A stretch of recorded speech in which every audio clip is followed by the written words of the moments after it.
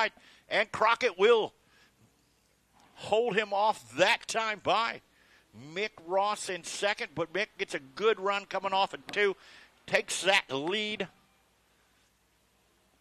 Atkins, Ross. Oh, and Stormer. That is your top 3. As we've got 3 down, 3 to go. We're halfway home as Mick Ross challenging that 15 machine. Cuts down the racetrack, gets a good drive as we got him side by side at the flag stand. But we have a new leader. New leader is Mick Ross in that 55 machine. Bo Atkins battling back on the bottom side there. Pulls to his rear quarter battle, but Mick Ross gets a great run off of 2. Able to pull out to about a car length advantage as Jake Stormer is starting to come as that white flag came by this time. Bo Atkins right to the rear quarter panel of Mick Ross. Mick Ross able to hold him off as we've got checkered this time by Mick Ross. Mick Ross will be your heat race winner in your second pure stock heat race of the evening. Bo Atkins in second, Tyler Stormer in third. That is your top 3. Up on the racetrack next will be our USRA B-Mod division. 2 heat laps also, or 2 heat races also in our USRA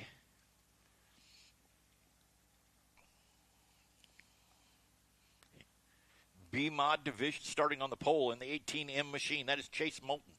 Starting outside of him, feature winner last week at Valley Speedway. That is a 7J of Jake Richards. Starting inside in that 345 machine, that is James Downs. James Downs in the 345. Starting outside of him in the 12C machine, that is Stephen Clancy. Starting inside, third row in that 42 machine, that's Sam Florts. And starting in that 345 machine, that's last week's feature winner, Shane Bailey. And starting tailback in the 49D machine, that's Doug Heimenberger. 8 laps, caution lights are out. We've got them stacked up 2 by 2 by 2. Got to be side by side at the cone. As the green flag will fly. Let's see if Sam will let that one go. He will. Jake Richards to the top side. 8 Mullins to the Moulton to the bottom. As Stephen Clancy battles back up there, starts fourth. In second, Jake Richards leads that lap. Stephen Clancy working the bottom side, gets a good run. We got a challenge for the lead. It will be Stephen Clancy as we've got a caution on the racetrack. Jake Richards surely going to like the fact that that came out. Really good timing for that 7J machine out of Lansing, Kansas. Jake Richards, Stephen Clancy, that is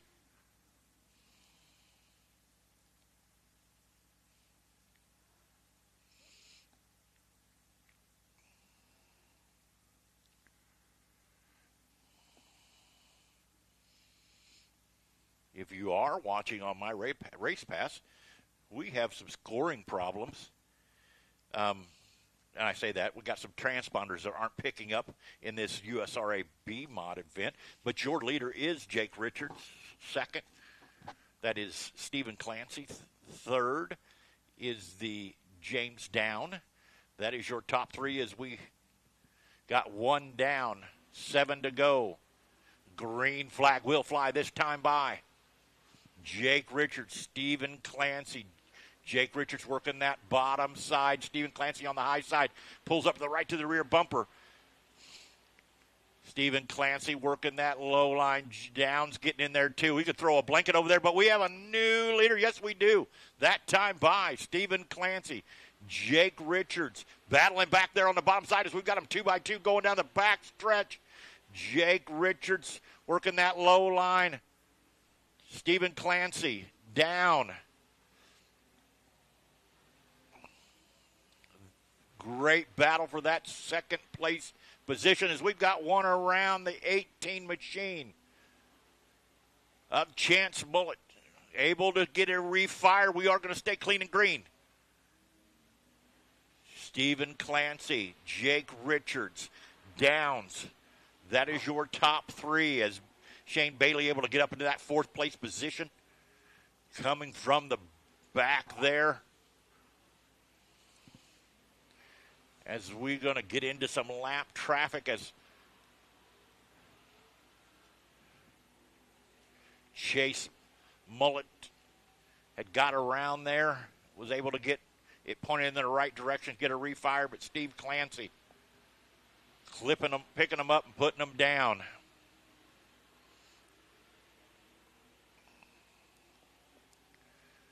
Got a battle. We've got one to go this time by for Stephen Clancy.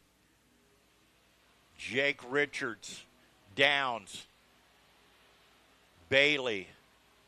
That is your top four. But your winner of your first USRA B-Mod heat race this evening, Stephen Clancy. Jake Richards in seconds and James Downs in third. That is your first of two heat races. Up next, first time here, I talked to this young man at the pit shack, Andrew Clark in the 3C machine. Starting outside of him in the 65K, that is Scott Kuntz. In the 5%, that is Lucas Eddy on the inside of the row. Outside of him in the 12J, that is Chris Wright. Starting inside. Third row in the 75L machine, that's Caleb Dennis. Starting outside of him in the 5, that'll be Cody West. And starting tail back in the 5C machine, I thought that would be Coleman Browning running that machine, but actually tonight will be the D5C, the 5C machine will be Daniel Harris. Daniel Harris in the 5C machine. That, as we'll get these guys lined up, caution light will go out next time by, as we'll go 8 laps in your second USRA B-Mod heat race of the evening. Caution lights are out.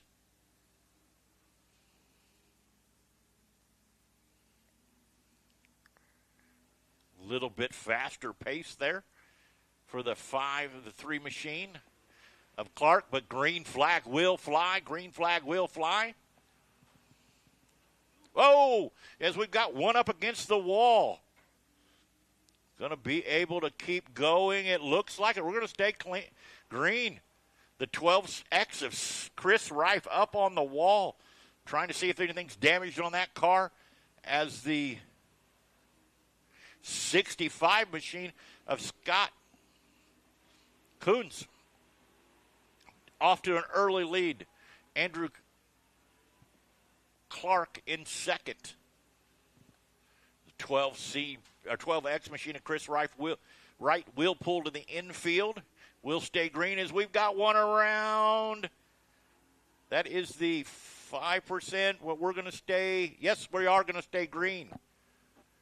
Great job, driver, and that 5% machine of Cody West able to keep that thing going, stay green.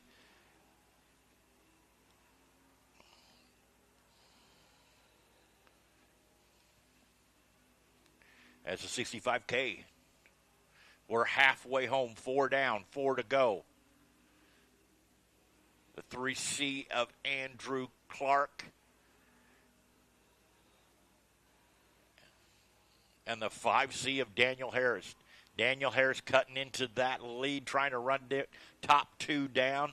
Sitting P3, wants to be P1.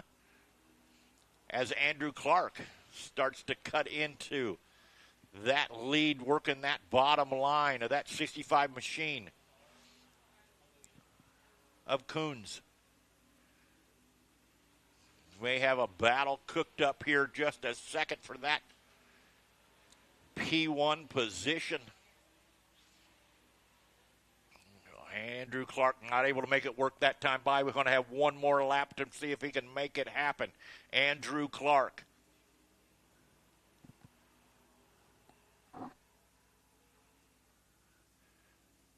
But your heat race winner of our second USRA B-Mod heat race of the evening, that is the 65K of Scott Cruz.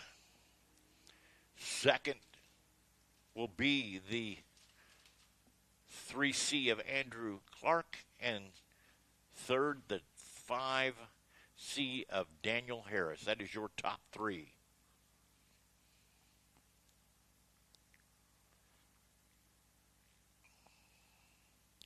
Up next on the racetrack will be our Ironman. 4 heats tonight in our Ironman stock car division. Starting on the pole in the 91J, that's Jalen Whittengill. Starting outside of him in the 20J machine, that's Jared Beard. Starting inside in that 20 machine on the second row, that is Kristen Hessel. Starting outside of him in the 105 machine, first time here this year, Clint Hedge. Starting inside in that 01 machine, that's Stephen Glenn. Starting outside of him in the 62 machine, that's David Petty. Starting fourth row inside in that 47X machine, that's Connor Masoner. And starting outside of him in the 7 machine, that's Shane Bailey. Starting tailback, dead last, 9th tonight. Last week's feature winner in that 69 ER machine of Tyler Cadwalder, and outside of him in the 33X machine, that is Justin Custer. Caution lights going to stay on one more time around, as this will be our first 8-lap heat race tonight for our USRA Ironman series this evening. As caution lights are out, we've got them racked and stacked, ready to get our first of 4 8-lap USRA heat races started this evening. Whittengill takes them off in there. Green flag will fly. They step on the lad pedal. Whittengill, Beard hustles them on down through there with Hessel pulling up to second. As the 07 machine, we've got them 3 wide. They're entering into 3 deep, sell them cheap, as we've got a mangle of cars going down the front stretch there. Bailey trying to split the needle, works the inside of Hedge up there. Passing point's a huge deal in these USRA stock car heat races, as we've got Whittengill, Beard, as we've got one slow coming off the front stretch, going to be able to make it back to pit side. We will stay green. The 91 machine of Whittengill, Beard, Bailey up from 8th to 3rd, with Glenn running 4th. Custer following right along there from the tail, dead last, up to 5th. Whittengill, we're halfway home. 4 down, 4 to go in our first of 4. USRA stock car may get into some lap traffic before this race is over, as we've got 5 down, 3 to go. That 91 machine of Whittengill's out to about a straightaway lead, almost a straightaway lead. Beard in second, Bailey in third, Glenn in fourth. That is your top 4, as Tyler Cadwalder able to get around that machine, as we've got a great battle here back for our 6th, 7th, 8th, 9th place position. As they're 2x2, as we've got one slowing on the inside, going to make it to the infield, as we've got 1 lap remaining. Whittengill commanding lead over Beard and Bailey. And your winner of your first of 4 USRA stock car event, Jalen Whittengill. Second, Beard. And third, of Shane Bailey. That is your top three.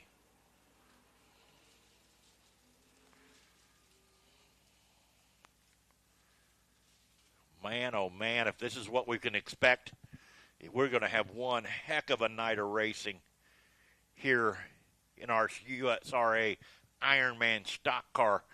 Extra money on the table tonight for these guys, $1,200 to win. Going to be an amazing night of racing. Got $1,500 to win in our sprint car division. Big money tonight as your second USRA stock car heat race pulls on the racetrack, starting on the pole, and this will be a doozy of one. The 417 of Kevin Anderson, starting outside of him in the 37D, that's Brad Deary. Starting inside the second row in the 11W machine.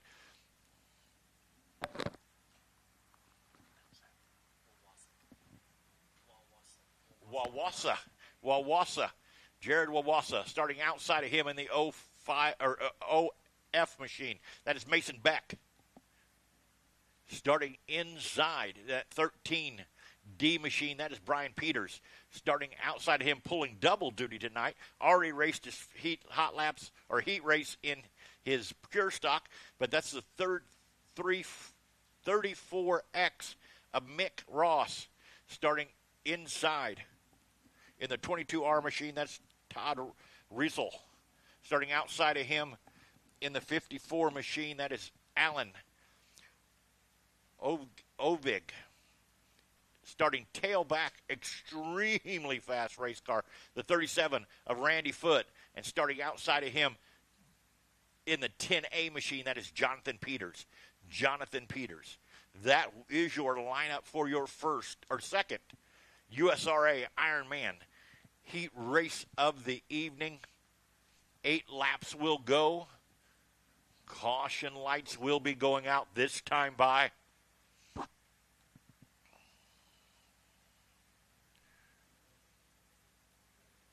We will be redrawing the top 8 at intermission in your USRA stock car in passing points down at the flag stand. But here we go. We've got them racked up. Looks good. Got to be side by side. Green flag flies. Yes, it does.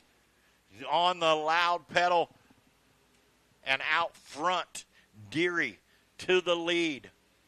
Kevin Anderson battling back. We got the OF of Beck on the outside. We've got them 2 by 2 by 2 right behind that leader of Deary. As well, we got 2 of them together.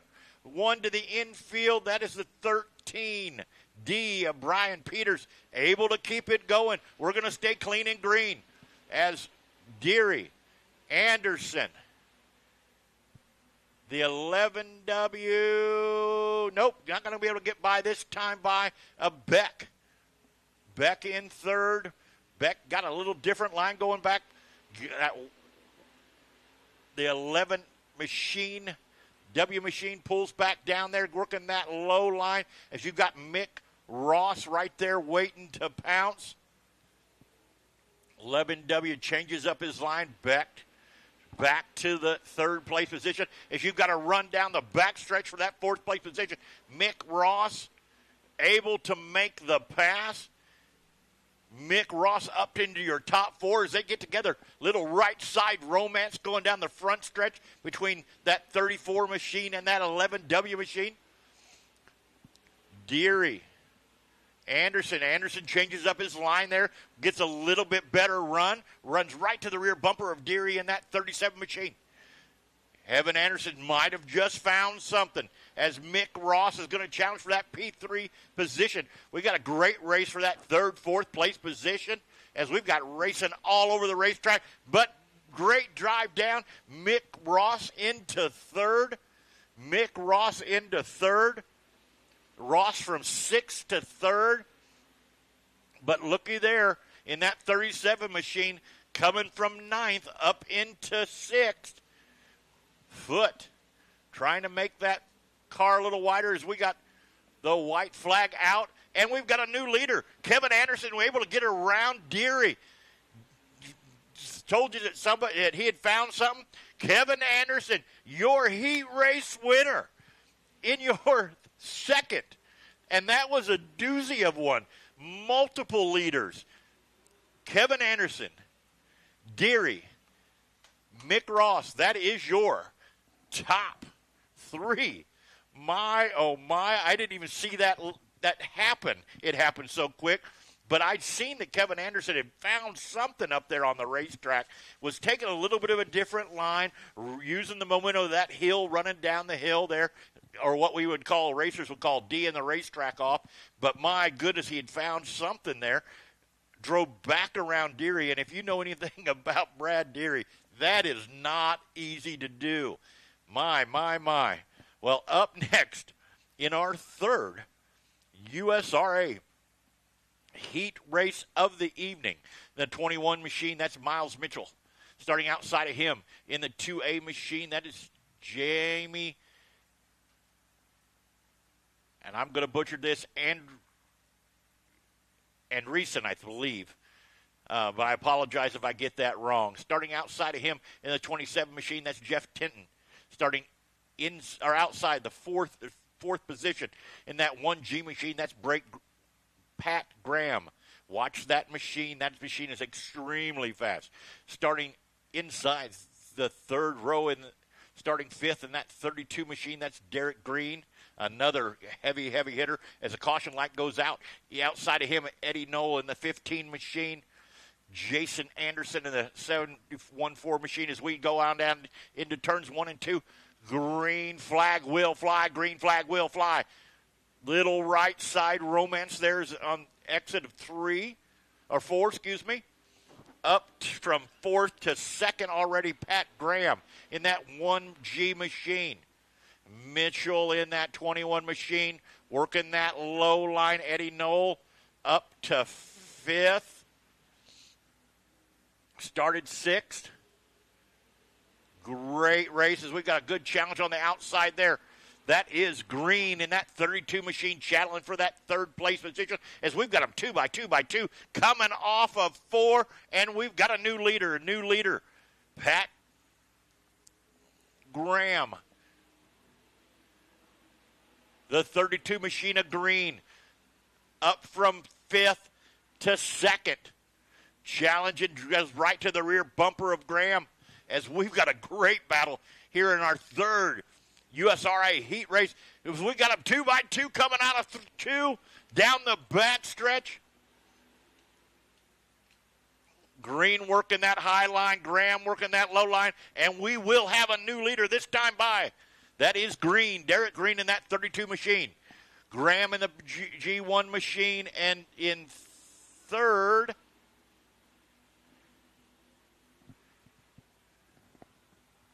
as Eddie Knoll off the pace on the back stretch.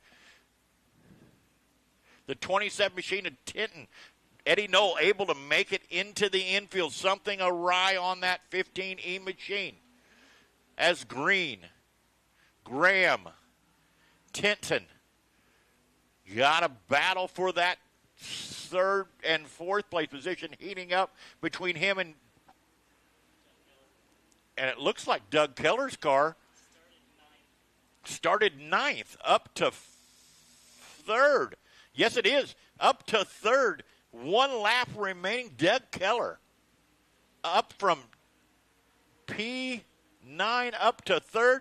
But your race winner of your 3rd USRA Ironman Series heat race, that is Derek Green. Starting out, or Pat Graham is your 2nd. Doug Keller in 3rd. That is your top 3. You know, Sean, I was watching him nearly the whole race just because it's reminiscent 10, 15 years ago. I'm very familiar with that car number 7 of Doug Keller. I watched him start out in 9th, and then lap after lap, continually pick him off one after another. Started low. Middle of the race, he was running middle, and then by the end of it, he was up on the high side, contending into that number 3 spot. Doug Keller, no stranger to victory lane here at US 36 Raceway. No, not at all. And, you know, the thing about Doug Keller is he squeezes every inch out of his equipment. He'll get everything he can possibly get out of that hot rod. I remember running with him in the B-Mod days. Mm-hmm. and he had an old. Old. And I mean an old, Yeah. old chassis still out there kicking our butts in our new stuff. I'll usually find him towards the front of the field. All the time. Yeah, absolutely. Well, I'd like to say it's our nightcap already, but it's just the last of our USRA Ironman.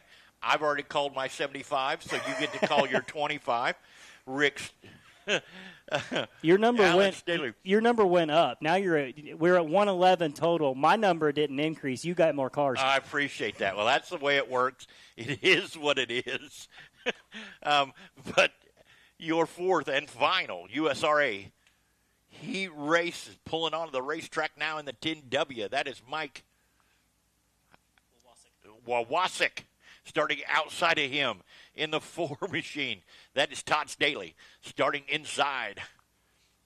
Ran in second here last year. Oh, and we may have a scratch. Mike Milwausick may be a scratch. So that'll change your lineup. You're on the pole be the 74 of Rodney Schweitzer in that Papa H racing machine. Starting outside, second row will be Todd Staley. Starting inside, the second row will be the 911 of Mike Miller. Starting outside of him, a feature winner here at US 36 in the 997 machine, Jason Estes. Starting in that 7th position, the 23 machine of Pat Codride. Caution, nope. We're going to go one more time around. Starting in that 8th place position in that 56H machine, that's Brandon here. And starting tail back in the 12X machine, that is Matthew Lance. Matthew Lance, his grandpa's memorial race. I'm sure he's going to want to get right to the front as soon as he possibly can. One of our great sponsors here at US 36 also does the parts trailer as we are trying to get a couple of the cars out of the infield. Got them on the record. Another one of our great sponsors here at US 36, Scotty's Tow and Recovery, along with Nutrisystems Ag Solutions, St. Joe's, Napa of St. Joe, some of our great sponsors here. But we got the caution light out. We will go green flag this time by, as we've got them 2x2x2. Rodney Schweitzer, Todd Staley. Step on the loud pedal. Here we go. Green flag flies as we've got Schweitzer working that bottom line. Staley on that middle to top line. Staley able to do a cross back over as we've got them side by side going down the back stretch into 3 and 4. Staley on the bottom, Schweitzer on the top. But Schweitzer going to be able to carry that momentum and lead that lap. Schweitzer, Staley. Estes coming up through there, up into third. Got a good battle for that third place position between him and Anderson. Anderson has to check up, push up racetrack, and we've got Estes up into third. Schweitzer, Staley, Edster, but Anderson battling there on the inside, pulls up right back, but looky there, that Matthew Lance machine coming from the tail up into 6. Schweitzer, Staley. Oh, we've got a challenge for that second place position as we've got them side by side. Staley, Jason Estes. Jason working that high line, able to make it work, and we do. Up into second. Jason Estes. Jason Estes coming from 6th up to 2nd. Matthew Lance, look at him here. We've got 2x2 for that 3rd, 4th, 5th, and 6th place position. But Matthew Lance up into 5th as we've got a challenge. Rick Staley, Anderson, great battles. We've got them side by side for the lead. Jason Estes working that high side. Rodney Schweitzer on the low side as we've got a battle for that 2nd place position. Jason Estes got that thing on 100% kill tonight as we've got a big wreck on the front stretch. That looks like Todd Staley. Yes, it is. Todd Staley, Matthew Lance collected in that. Did not see what happened there directly. And Alan's over here shaking his head. I didn't see nothing. I see nothing. Here, you're supposed to be helping me out.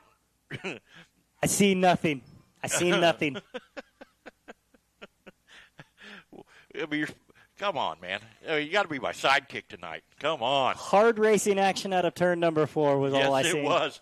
And I think Anderson was right there with them. Mm-hmm. Matthew Lance, I don't know exactly what happened. Looks like everybody's going to be able to regain as our leader, Jason Estes, coming from that 6th place position. Going to be a great night for passing points for that car. Jason Estes really figured out that nearly a diamond line approach. He's kind of throwing it in mid to upper line, riding right in the middle, and then you see him kind of almost cut the corner, especially coming off turn number 4. If anybody knows how to get around US 36, Jason Estes, no stranger to these high banks. Well, for sure, Staley up to 3rd, as I'm sure Race Command is screaming right now. We'll see what their call is.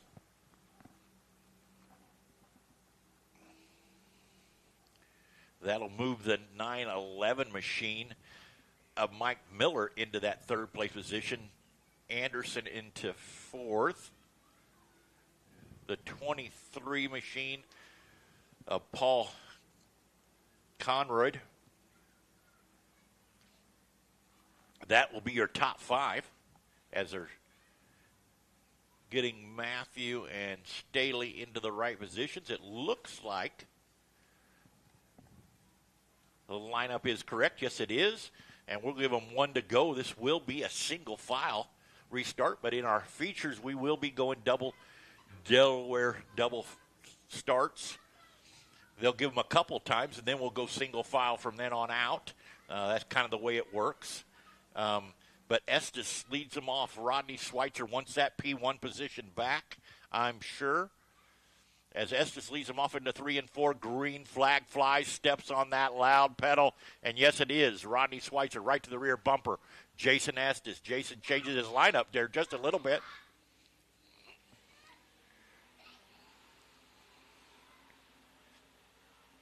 Rodney Schweitzer to the bottom. Jason Estes to the top. Jason Estes able to hold him off as we got the white flag this time by. As we've got a good challenge for that 3rd and 4th place position between the 290 or the 991 of Miller and Anderson. But Anderson will hold him off. So your heat race winner, your 4th and final USRA heat race winner, will be Jason Estes, Rodney Schweitzer in 2nd and Anderson in 3rd. Alan, I need a break, man. That was a whole bunch of heat racing action in a short amount of time. Heat racing action. We had them going everywhere, didn't we? As it looked like high line, low line, middle. It didn't matter. Carrying speed all around the racetrack. It's going to be racy tonight. Looks like the winds finally decided to give us a little bit of a break. An absolutely amazing night for racing action here. A little bit of Christmas in the air, and the wind, as you said, kind of dying down just a little bit. Going to be an outstanding night of racing action here at US 36 Raceway. And we're just getting started as heat racing action get ready to roll out onto the racetrack for your POWRI Wingless Auto Racing Sprint League. 3 heat races as everybody contending for that Wholesale Battery Incorporated High Point Qualifier Award performance to keep you moving from the track to the shop and back again. Wholesale Batteries have you covered. Visit wholesalebatteries.net and find your power source today. Of course, Wholesale Batteries, proud sponsor of our High Point Qualifier Award.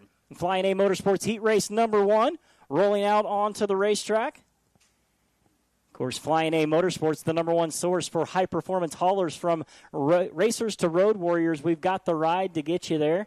Find your next rig at flyingamotorsports.com. Flying A Motorsports Heat Race number 1, 8 laps the distance, 9 competitors scheduled to make the call, and we line it up just like this. On the pole out of Nixa, Missouri, it's going to be car number 33 of Bryson Smith. Outside row number 1, also out of Nixa, Missouri. How about older brother, car number 2 of Wesley Smith? Row 2 inside, he's out of Lone Jack, Missouri. Going to be the 9 of Cody Baker. Outside, he was your start-to-finish quick time award winner through hot lap session out of Camarillo, California, the 41 of Ricky Lewis. Third row, left side out of Nesbitt, Mississippi, the 13, Chase Howard. Right side out of Topeka, Kansas, the 11L of Danny Billings. Fourth row, sitting on the inside, he's out of Farmington, Minnesota. It's the 6 of Jake Koba. And on the outside, out of Blue Springs, Missouri, the 18K of Kyle Gorman. Shotgun on the field, fifth and final row, gridded up ninth out of Linwood, Kansas, going to be car number 25 of Mike McCleary. 9 competitors scheduled, 8 laps the distance here in Flying A Motorsports Heat Race number 1 of 3 with the POWRI Wingless Auto Racing Sprint League.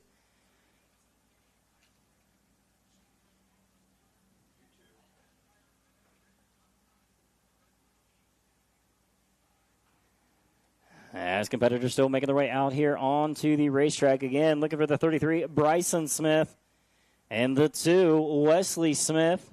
So the Smith brothers sitting on that front row. Cody Baker, Ricky Lewis in row 2. Chase Howard, Danny Billings in row 3. Jake Koba, Kyle Gorman in row 4. And Mike McCleary. Shotgun on the field. Getting everybody into positions that they need to be. Bryson Smith still seeking that first career POWRI Wingless Auto Racing Sprint League feature win. Older brother Wesley Smith up to his high side, tied for the all-time lead in POWRI War Sprint League wins. 15 feature wins to Wesley Smith. Heat race winners this season include Wyatt Burks, Cody Baker, and Chase Howard, all heat race winners. Kicking off the season at Valley Speedway. As the field looking over the field, as the field forms, scoring, looking over the drivers, making sure everybody's into position. As drivers get the one to go signal this time by here. The lights go down, the field set, Flying A Motorsports Heat Race number 1 of 3 with a wholesale battery. POWRI Wingless Auto Racing Sprint League Challenge Series. Here at US 36 Raceway. The Doyle Lance Remembrance Race as lights down, field set, coming to green, out of 4. Smith brothers make up the first row. Baker and Lewis look for green, out of 4. Good start, front of the field. Bryson looks low. Wesley going to search to the high side. Big push out of turn number 2, but it's going to be Wesley Smith taking over the front of the field in the Lewis Motorsports car number 2. Bryson sitting in second. Here comes Ricky. Ricky Lewis right on his tail take as they go into turns number 1. Out of 2, 3 cars, 1 spot. Cody Baker, right rear, into the 33 of Smith. We stay green. Here comes Baker for the lead. Slider right in front of Lewis. 3 cars, 1 spot. It's Wesley Smith, your leader. Ricky Lewis looking low. Cody Baker going to split the difference down the back straightaway, thread the needle into the top spot. The 9, Cody Baker, new leader out of turn number 4. Baker to the point. Smith recovers, stays in second. Ricky Lewis going to try to find some speed up top shelf. Diamond the corner, get a run down the back chute. As Baker still at the point, Ricky Lewis not going away.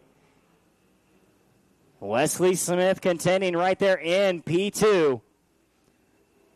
Bryson Smith. Chase Howard, your top 5. Danny Billings, Jake Koba, Mike McCleary, and Kyle Gorman. The remainder of the field as the laps continuing to tick away. Baker still at the front of the field. 5 laps down, 3 to go. Had 1.3 separation between him and the 2 of Wesley Smith. This time by new second-place contender as Ricky Lewis able to get past that car number 2 of Wesley Smith. Now Lewis setting his sights at the front of the field as car number 6 of Jake Koba going to pull down into the infield. Watch the rest of this one. The white will wave one more time around. Dealing with lap traffic as we go into turns number 1 and 2. Cody Baker, 1.2 ahead of the 41 of Ricky Lewis. Baker, problems, exit of 2. That's going to open up the door. 2 cars walk through.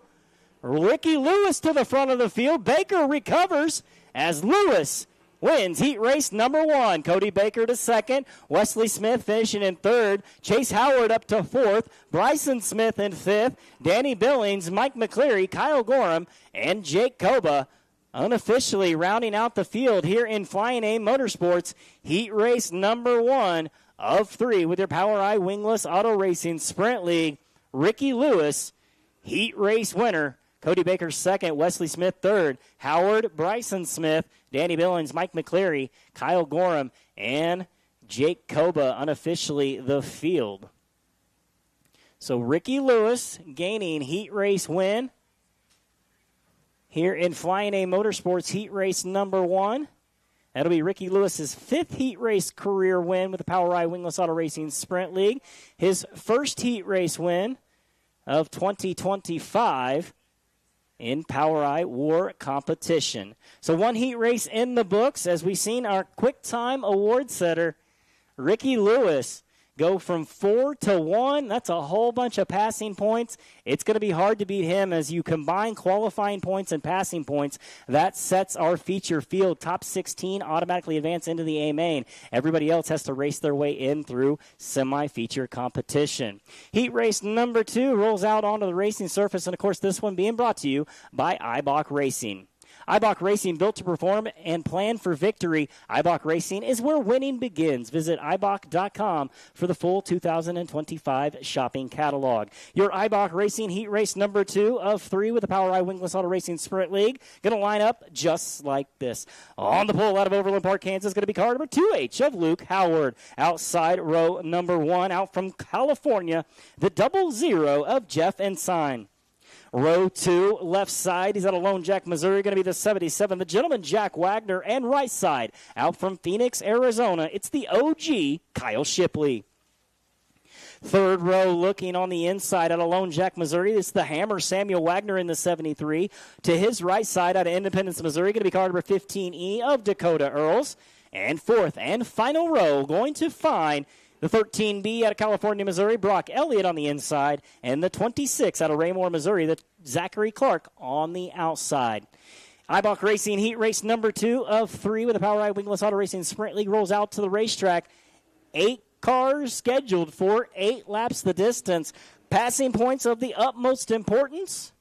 As you combine those with your qualifying points, again, top 16 automatically advance into the A main. Everybody else racing their way in through semi-feature competition. Giving these drivers just a little bit of time. Fire off onto the track via turn number 2.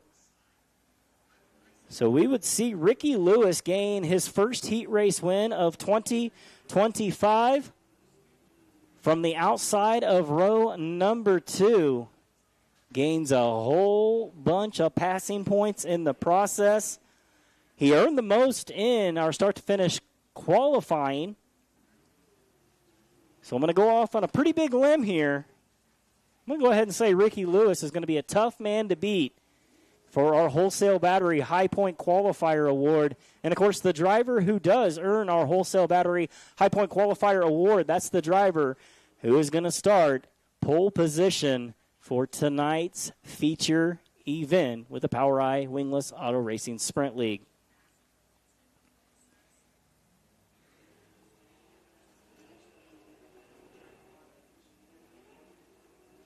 A couple of champions out here in heat race number 2.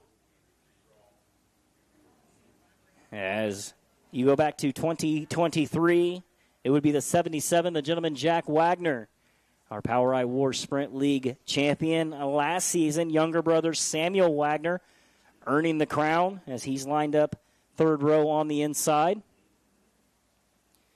One driver unable to make the call. I believe that's going to be car number 26 of Zachary Clark, unable to make the call. I understand Zachary Clark celebrating a graduation of his daughter, I believe, earlier in the day. He called us and wanting us to draw for him. Hopefully he's able to make it back out here, but a very good excuse if you're going to miss a race night. Graduation for your daughter is a good excuse. As the lights go down, the field set, coming to green out of turn number 4, your Eibach Racing heat race number 2 of 3 with the POWRI Wingless Auto Racing Sprint League. 8 laps the distance. Luke Howard on the inside, green waving. Jeff Ensign up on the high side. They go into turns number 1 and 2. A little bit of bumper tag coming out of turn number 2. Gentleman Jack Wagner going to get the inside run. Jack Wagner taking over the top spot, exit turn 2. It's Wagner leading lap number 1. Luke Howard sitting second. Jeff Ensign running third. Samuel Wagner up to 4th. Dakota Earls rounding out the top 5. Brock Elliott, Kyle Shipley, the field. Everybody kind of looking to the low line over in turns number 1 and 2. Shipley, the first driver, really stepping out top shelf. We'll see what they do over in turns number 3 and 4 as Earls and Shipley now looking for some speed up on the top shelf. Still chasing the gentleman, Jack Wagner, at the front of the field. Ensign able to get around the 2H of Luke Howard. As new runner-up contender going to set his sights on the 77 of Jack Wagner.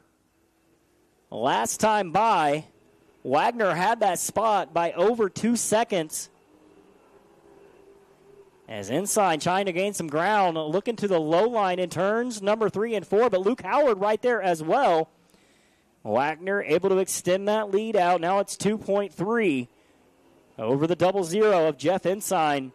2H of Luke Howard still sitting in that 3rd spot. Samuel Wagner running 4th. Dakota Earls scored 5th. Brock Elliott, Kyle Shipley unofficially rounding out the field as Shipley able to get around Elliott. Carrying a whole bunch of speed into turns number 1 and 2. Kyle Shipley has found something, but it may be a little bit too late and too little in that OG as the white will wave one more time around. Jack Wagner has it. 2.5 seconds between him and the top and that second spot of Jeff Ensign. Through 3 out of 4. Heat race winner. Brought to you by Eibach Racing. Going to go to that car, number 77. It's the gentleman, Jack Wagner. Second place belongs to the 00, Jeff Ensign. Finishing 3rd will be the 2H of Luke Howard. 4th place, the 73, Samuel Wagner. Rounding out the top 5, the 15E, Dakota Earls. Kyle Shipley in 6, Brock Elliott in 7, and Zachary Clark unofficially rounding out the field as Jack Wagner going to gain his first heat race win of 2025, his 11th heat race win since 2021. So Wagner trying to extend his winning streak. Gentleman Jack Wagner, the only time we've raced in 2025 with the POWRI Wingless Auto Racing Sprint League would see that car number 77 in victory lane, claiming his 3rd career feature win with the POWRI War Sprint League. Has 2 heat races in the books. 3rd and final heat race getting ready to head this way. Of course, heat race number 3 being brought to you by Autometer, driven to provide the instrumentation and electronics needed to win since 1957.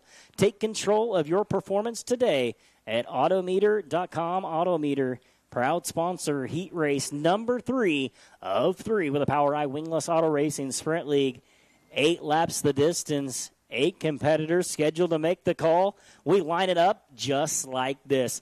On the pole out of Kansas City, Missouri, going to be the 11X of Tom Curran. Outside row number 1 out of Wichita Falls, Texas, it's the 93 of Junior Parkinson. Second row inside, he's out of Topeka, Kansas, the 11W of Wyatt Burks. And on his outside, out of Lone Jack, Missouri, the 4 of Braden Cromwell. Third row, left side, out of Moulton, Iowa, by way of Razorback, New South Wales, Australia, the 75 of Glenn Saville. To his right side, out of Independence, Missouri, the 03 of Tyler Burton. Fourth and final row, going to find the 27 out of Parkville, Missouri, Justin Johnson. And the 9M out of Knoxville, Iowa, making his POWRI Wingless Auto Racing Sprint League debut here tonight, US 36 Raceway, the 9M of Jaden Alexander. 8 cars scheduled for 8 laps here in Autometer heat race number 3 of 3. Passing points still of the utmost importance for all these competitors out here on the racetrack. So far, second row picking up both heat race wins. Of course, Ricky Lewis from the outside of row number 2 in heat race number 1. Jack Wagner from the inside of row number 2 in heat race number 2. As heat race number 3 being looked over by scoring, making sure everybody is exactly where they need to be. Drivers getting the one to go signal this time by. As the lights should go down, the field should be set, and we should be ready to go. Green flag racing coming out of turn number 4. Your Autometer Heat Race number 3 of 3 with a POWRI Wingless Auto Racing Sprint League.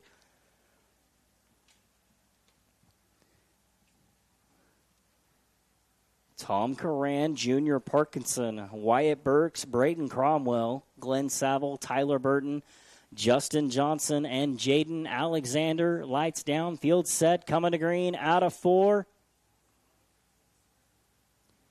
Good start, front of the field. It's the 11X of Tom Curran. Your early advantage. Keep an eye on Braden Cromwell. Cromwell finding some speed up on the high side. 3 wide, out of turn number 2. Cromwell looks high. Burks goes low. Parkinson, like he's standing still, back to 4th. Glenn Saville up into P5. Couple of cars battling back towards the rear of the field. Johnson, Saville, Burton as 3-car battle for that top spot. Curran has it. Cromwell and Burks side by side in the second spot. Cromwell again testing his merit up on the high side, pushing the cushion, makes it work. See if he can hold that momentum through turns number 3 and out of 4. Cromwell with a huge head of steam as they go into turns number 1 and 2. Curran again protects the low line. Cromwell again bangs the cushion, makes it work, pulls wheel to wheel as they go into 3. Exit of 4. It's going to be a drag race for the top spot. Give it to Cromwell at the line. Has it hooked up. High side hustling. He's gone 4-1, but it's not done. Again, Curran going to get a good run down to the inside. Problems in turn number 2. Caution will wave. Caution in turn number 2. That's going to be the 93 of Junior Parkinson. Cross-threaded in the middle of turn number 2.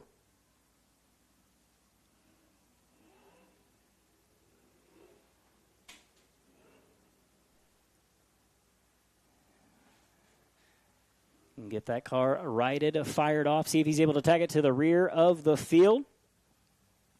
Just past halfway through our Autometer Heat Race number 3. 4 laps down, 4 laps to go, and a whole bunch of action up towards the front of the field. The 4, Braden Cromwell, making it work up on the high side.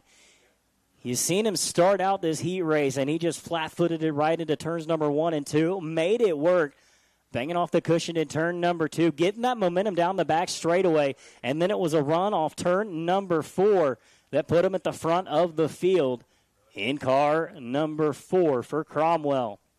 Not going away, though. Tom Curran holding steady in that second spot. Catfishing around the inside, keeping momentum and those RPMs up. He's holding steady right there in second. And the 11W of Wyatt Burks has been there every step of the way, being scored in the third spot. As you know, he's ready to move towards the front of the field. As Cromwell seeking his first heat race win with the POWRI Wingless Auto Racing Sprint League since 2022. The former Missouri State Fair feature winner in the traditional sprints. Cromwell leading us back to green as the lights downfield set. Cromwell setting the pace. Curran, Burks, your top 3. Green waves, 4 laps to go here in Autometer Heat Race number 3. Protecting the low line now through turns number 1 and 2 with perfection. Cromwell tiptoeing around the bottom. Going to spread the distance between him and Burks and Curran battling for second. Burks going to get a good run up on the high side. Takes the spot away. Curran back to third. Now Burks sets his sights towards the front of the field. It'll be a battle till the very end as, again, Cromwell takes it high. Burks in the middle. Curran looks low. 2 more times around. Cromwell throwing it way up top shelf in turns number 1 and 2, and it works. Huge head of steam down the back straightaway. Burke sees the line as the white waves one more time around. Cromwell knows he's there. Through 1 and 2. He protects the lead as they go down the back chute. Into 3. Burks goes for broke right in the middle of turns number 3 and 4. Out of 4. It's a drag race. Give it to the 4. Braden Cromwell, heat race number 3 winner. Second place, the 11W of Wyatt Burks. 11X of Tom Curran finishing in third. Glenn Saville up to 4th. Tyler Burton to round out the top 5. Justin Johnson, Junior Parkinson, and Jaden Alexander unofficially rounding out the field in this one. How about it, race fans? Your heat race number 3 winner from 4th to 1st. It's going to be car number 4 at Lone Jack, Missouri. Brayton Cromwell, the Cowboy, rides again. Heat race number 3 winner. Again, second place, Wyatt Burks. Third, Tom Curran, rounding out the podium. Heat racing action in the books. As I believe, going to do just a little bit of track prep, or are we going right into semi-feature events? No, we're going to do a little bit of track prep. But, hey, race fans, if you got a friend that's not here, you need to get on Facebook. You need to get on YouTube. We are doing this live right now. We're giving it away for free tonight. We're giving it away for free. If you're in the stands and if you got some friends at home or anything, if you check out our Start to Finish YouTube page, we're giving away US 36 Raceway for free tonight. All the racing action. You can find us on Start to Finish YouTube page. It's not going away, so if you want to go back and check out some racing action in the future, it's going to be up there. It's going to be free. So, again, Start to Finish on our YouTube page. It's going to be free all night here from US 36 Raceway. Well, and hey, you know, it is amazing. Look at these grandstands. It is packed here tonight. We want to thank you guys again so much. We are going to do some track prep, and I'm going to be down at the flag stand here in just a few minutes. We're going to do a redraw for our top 8 in passing points with our USRA Ironman stock car division. Then we'll have 2 B features right after intermission. We are scheduled for a POWRI War Sprint League B feature. However, I'm going to have to check with scoring on that one. With a little bit of attrition taking its toll, some drivers not able to make the call in heat races, we'll have to find out whether or not the POWRI War Sprint League is going to have a B or not. Yeah, we only got 100 people watching online right now. I'm telling you, race fans, text your friends. Let them know that it's free tonight to take a look and watch this. Racing's so good, we just had to give it away for free. Well, you know what? I happen to understand that, even though it's probably technical difficulties. But hey. I'm not going to say, but we did have a little bit of technical issues, not on our side, on our hosting site, and just to kind of ease the frustration that we were having, we just said, you know what, to the race fans, let's just give it away for free. Well, we want to thank you guys for doing that. Also, hey, make it down to the trackside concessions.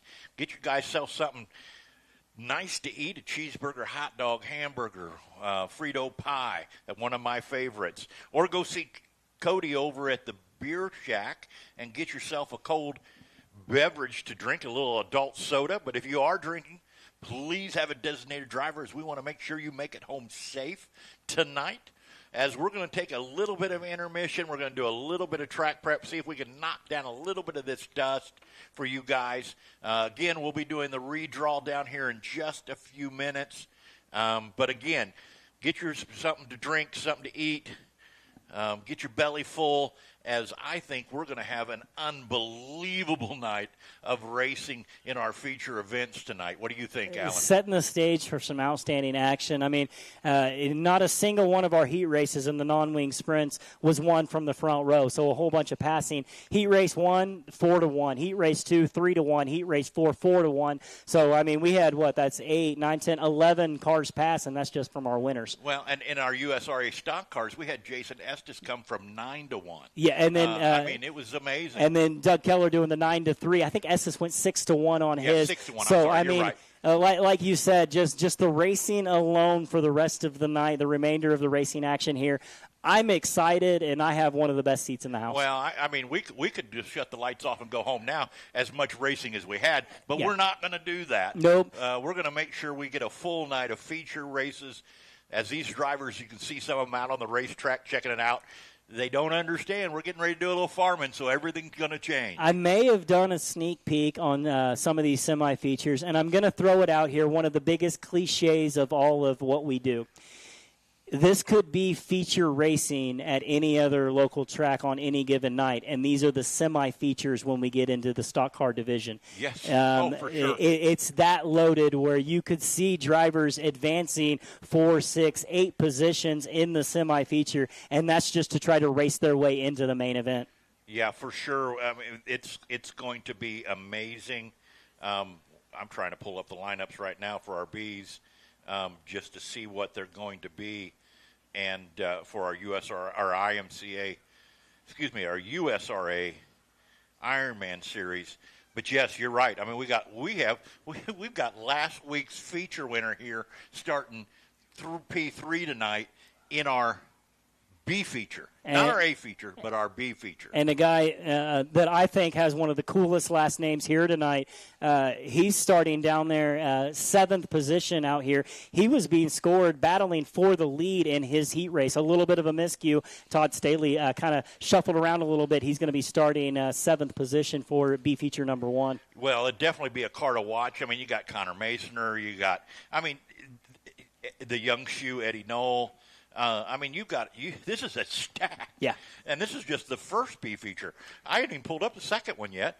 It's, let's see who we got in the second one. We got Jason hello, Newman. Yeah. You got Jason Anderson. I mean, these are stacked B features tonight. I'm just kind of looking over the list. I know I've announced Clint Hedge as a feature winner. Yep. Mike Wawasik and his brother Gerald Wawasik, some great drivers from back in my Atchison days whenever ACR used to be active. And then you're kind of looking over in that first row. Mason Beck, you were talking about him earlier out of Urbana, Missouri, and not a competitor Northwest Missouri really familiar with, but this is a guy who does a whole lot of double duty. He has modified wins, stock car wins, super stock wins all throughout kind of the lower half of Missouri. So that Mason Beck in the 0F car, definitely a contender out here. Well, and you got to like it. It's a little throwback to Scott Bloomquist with the style he's got on the car a little bit. So, I mean, it's going to be pretty amazing. But, hey, Alan, go get your belly full. I'm going to run down and do some redraw here, find out where the guys are. Let's do our redraw as we do a little bit of track prep. Looks like we're going to cut up the top side just a little bit, see if we can cut down a little bit on that dust as we get going. So as you make your way down there, Sean, I'm going to go ahead and do a little bit of house cleaning for myself up here. Passing along a little information you might be interested to know. Tonight's Wholesale Battery High Point Qualifier starting pole position for our POWRI War feature event. How about Ricky Lewis? I went out on a big limb and said he might be your high point. He was quick time and he won his heat race. That's a whole bunch of combined points. Ricky Lewis going to be starting pole position. You know what make Ricky Lewis so fun to watch is he won't stop. He'll get into lap traffic and split them 3-4 wide. We'll have White Castle served up everywhere. Sliders for everybody. For sliders for everybody. Because that guy knows no fear. I watched him last season at Valley Speedway lap up to 4th, and I seen his guys going, hey, you don't need to slow down. And he doesn't know what that is. Down. Doesn't know what it is. I was fortunate enough to announce him with a pair of wins down at Lucas Oil Speedway in our Hockett-McMillan Memorial a couple of seasons ago, where he picked up the championship at the Hockett-McMillan. And exactly what you said, this is even during a heat race. He splits the difference on 2 lap cars while leading the heat race nearly 3/4 of a race ahead of the next closest competitor, and he's still throwing a slider, splitting the difference between 2 lap cars. Yeah, no, the guy has no fear. And not to take anything away from Ricky Lewis, who's going to be sitting pole position, outside that front row, he was quick time in his group, and he also went 4-1 in his heat race. That car number 4, Braden Cromwell, a former feature winner here at US 36, not in POWRI competition. Cromwell still seeking his first career POWRI War Sprint League feature win, and he's starting outside row 1. And then you have Jack Wagner, Cody Baker, both of those drivers with multiple War feature wins to their credit. Well, yeah, I mean, you can't count out Gentleman Jack. You can't, Wagner, you can't count out Wyatt Burke. I mean, there is a handful of guys here that can, well, not a handful, probably two handful of guys here that can win this thing. And right there, you kind of mentioned him starting in the 5th position. Wyatt Burks, keep an eye on him. Pinned a little bit behind Brayton Cromwell in heat racing action as he's going to be starting P5. Jeff Ensign, making his POWRI War Sprint League debut, starts in 6th spot. Wesley Smith in 7, Luke Howard in 8, Tom Coran and Samuel Wagner all starting in the top 10 when we get ready for our POWRI War Sprint League feature event. Well, and I just got Race Command, the lady that runs us all around here, Becky. Becky just come up. If the 8 USRA stock car redraw will be held in 5 minutes in front of the beer shack, so I'm not going to have to go down. So me and you, Alan, we're going to be able to talk a bunch more, even though I should be resting, since I'm calling the 75 or 78 drivers as you're 25. You're carrying the majority of the load here tonight, well, and it's, I kind of like it. It's a little unfair, my friend. It's a little unfair. That just depends on who you ask. Well, I will tell you that one of the things that we talked about earlier is luckily you'll be able to help me out a little bit because you know what? You got to climb all these stairs, and I'm a fat old guy, and doggone it, going down there after in meeting in Victory Lane. I mean, we've got Blake Hayes, 2-time winner. We have not had another EMOD winner this year. I don't know where Blake's lining up at. Let me pull that up right now in our A feature. But Blake's going to have to come from 7th. You've got it. I'm not going to make any fun. Well, yeah, I'll make a call. I think tonight's the night that our Iowa driver, Keith Simmons, pulls off his first victory in our EMOD division, coming from the 2nd row, starting 3rd in that 511 machine. That's going to be my call tonight. But you got multi-time feature winner and track champion Coleman Browning starting on the outside. That was the one I was looking at, the 8 of Coleman Browning starting in the 4th spot. But this racetrack has changed so much. It has. From the time, and now we're doing this little bit of farming. So it's going to be interesting to see how these guys, who guesses and makes the right decision. I know how it is because I was a racer at one time. All the changes you can make, you can dial yourself in and you can dial yourself right back out. Now let's take it back to your racing days. You just got through running heat races and everything. You know exactly what the track is doing. And then intermission hits and you see all of the water truck and the tractor making the rounds. What's going through your mind? What's some of the first things that you're going to try to adjust and maybe throw at the car? Well, I mean, first of all, I'm aggravated because I know what the racetrack was, and now they're making all these changes. So now I'm going to have to go back to my handbook and go, hey, they're putting a little bit of moisture in. Let's not snug it up as tight as I would have. There's adjustments on all these race cars that if it's a bar here or a spring there, piece of wedge, piece of lead. There's lots of things you can do. A little more stagger, a little less stagger. You got to remember, these everything we do is kind of like a red Solo Cup. Mm-hmm. We're trying to make these cars turn, so anything we can do to help do that. But this always throws a wrinkle in it. Now, it's going to change it up even later for the later guys because as it starts to cool down, we put a little bit of moisture in. Does that moisture come back up? Does it go back down? I mean, there's so many different options here. So a guy can dial himself out pretty quickly. Kind of a paralysis by analysis, if you will. You're thinking too much about it. What's a simple thing that most of the drivers are doing right now? Because heat racing action, we just got done with it, and it was, you found some speed mid to up line, but in the majority of them, they were running the low line. So what's kind of the simplest, in layman's term, what can they do to make their car faster? Well, I mean, I can tell you what most drivers are doing right now is putting tear-offs back on. Well, it got really dusty. And so I'm sure they were using some tear-offs in them heat races. So they're putting some tear-offs on. Second, depending on what car you're in, I can tell you I'd probably, if I was out here in my EMOD, I'd probably be raising that right bar or that left bar up a hole, trying to get the car to rotate better, knowing that it might be top bottom dominant, as I can see that putting some water on the low line here.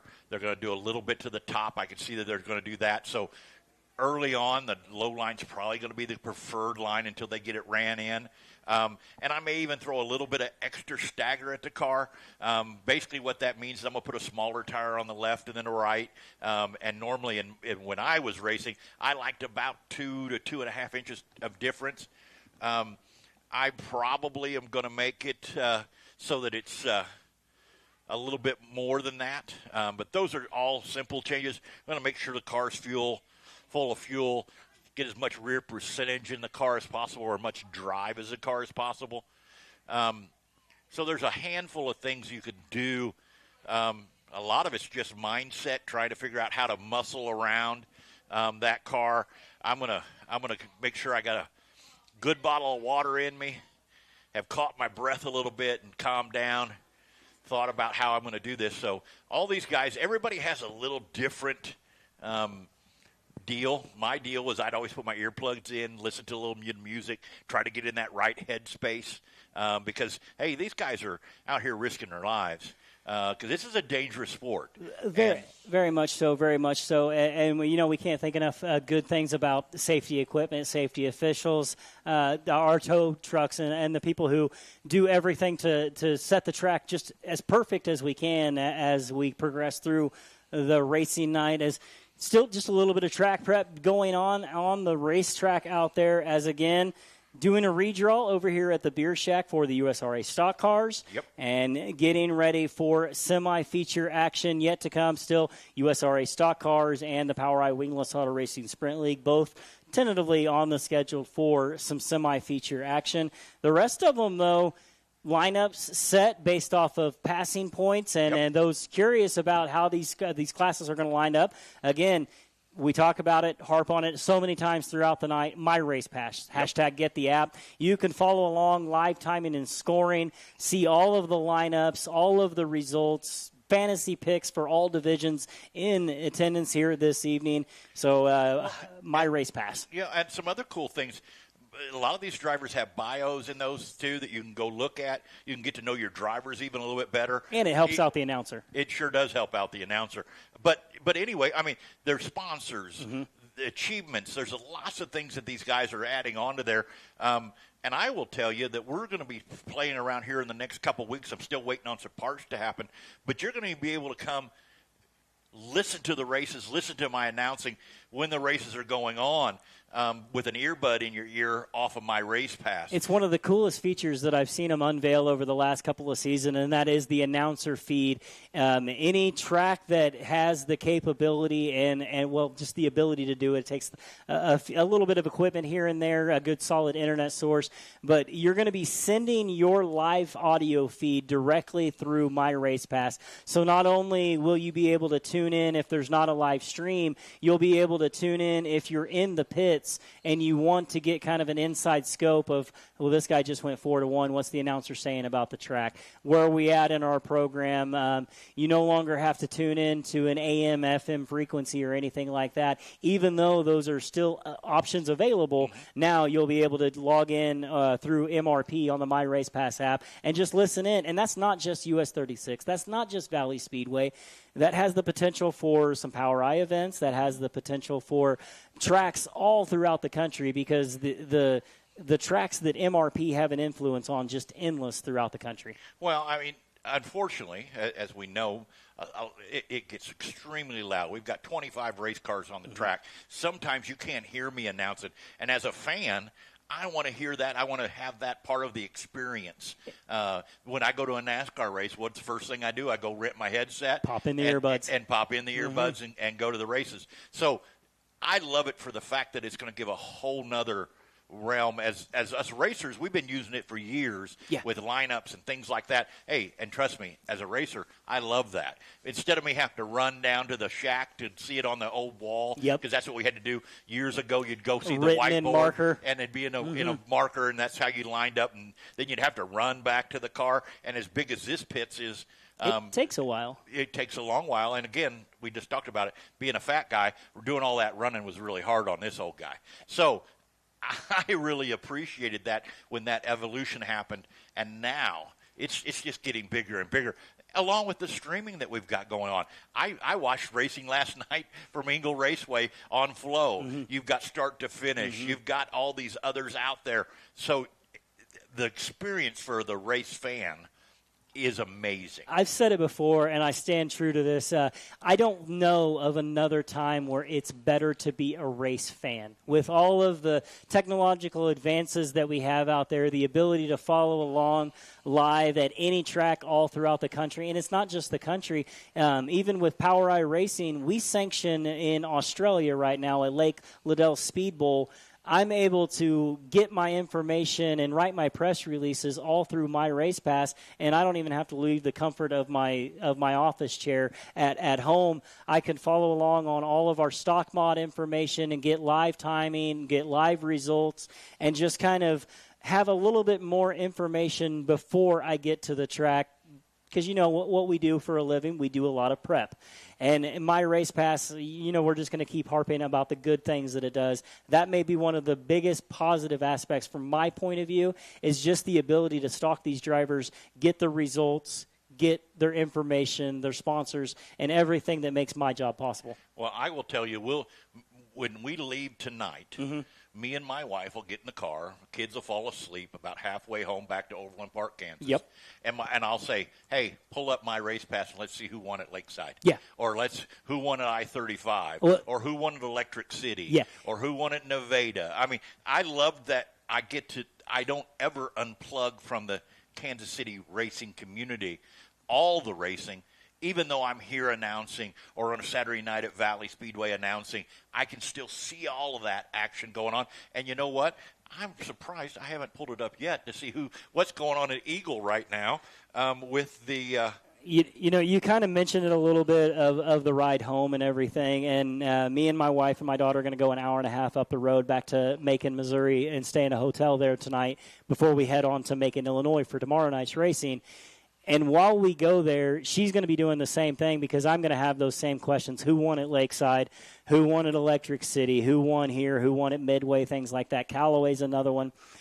And fantasy. Through the fantasy picks, that's how I'm still able to stay involved and up to date with the racing here in Northwest Missouri, because there'll be times where I'll get bored going up and down the road. I probably shouldn't be, but I'll pull out the phone and go, okay, well, fantasy's here at I-35. I'll be able to pull that up and be able to basically see who's there, who the front contenders are, and where they are over throughout the night. Well, and I just pulled up Eagle Raceway, and you know what? They're doing the audio feed right there. So, if I was not announcing tonight and just sitting down here enjoying a Frito pie, because that's my favorite thing, down here getting my belly full before all this racing action happens, I would have popped the earbud in and be listening to what's going on at Eagle Raceway. Because I'm a late model guy. That's my thing. I know you're a sprint car guy, but that's I'm an open wheel guy. I can't help it. I mean, my theory is anything that needs to be push start is just broke down. That's just my thing. But hey, it's okay. I mean, not all of us can be as great late model fans as I am. I mean, it's all good. I happen to be spoiled in sprint cars, and I happen to like the adrenaline and the smell of the ethanol and all of that. So I'm going to stand by my sprint car guys, but nothing wrong with being a fan. As long as you're supporting dirt track racing, that's all I really care about. No, me too, and I'm just giving you a hard time. We got tickets to go see the King's Royal this year at Eldora. My wife's not – we've seen the late models the last 2 years. We went to the Dream and the World 100 at Eldora Speedway, and this year we're going to go see the World of Outlaw sprint cars. So if you race fans, we love you. We want you here every week, and we want you seeing racing somewhere every week. Plan your vacation. Have a good time. Again, with my race pass, you can stay connected to what's happening at home. Follow along. So you never lose touch. I agree with you that as a race fan, it is absolutely the best time in dirt. On top of the fact that, like I said, this week I watched High Limit one night, late models the next night. So I get to see all kinds of racing going on right now. You just have your option all across the board. And, we kind of talk about it, and it's not just about the streaming. It's not just about My Race Pass. You're seeing a lot of these drivers really branch out into their own marketing and creating YouTube channels and things like that. I just seen him walk by. I think he was getting a Frito pie that you mentioned earlier. Wesley Smith. If you want some good content on YouTube, go check out Wesley Smith Racing on YouTube. He'll break down racing action. He'll have some footage and some behind the scenes of some of the stuff that they do in the shop, some of the stuff that they do on the way to the races, and just kind of what makes a racing night complete for them. Again, Wesley Smith Racing on YouTube, one of the best channels that I can recommend. Tanner Holmes. Tanner Holmes does an amazing job. Thomas Mesereau, another one. Does an amazing job. These drivers are really getting a feel for what it takes, getting their thumb on the pulse of being a race fan, because a lot of these drivers, you talk to them, you can see that passion. You can hear the passion, and you can tell they're friends, or they're fans of our sport first and foremost, and they're just excited to spread that love of the sport. Well, and then you want to cheer for that guy. Yeah. Because now you get to know him a little bit. Rico Abreu, I mean, perfect example. Rico he sells more shirts and stuff than I has to be more than anybody else out there. It's something that we're really starting to see, and especially with the Start to Finish brand, as we're getting a little bit more behind the helmet and under the lens of who these drivers are, really showcasing their personality and everything. It's something we knew all along, but you just kind of have to figure it out on your own. The fans want to see who these drivers are, because the personality, once you get that personality to shine, then you really develop the fandom.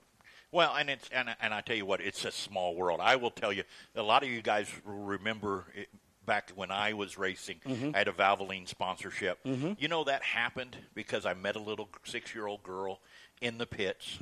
Her dad worked with this guy, and his brother was the head chemist at Valvoline. And that's how that all happened. Just because I had a fan come down and want to get to know me.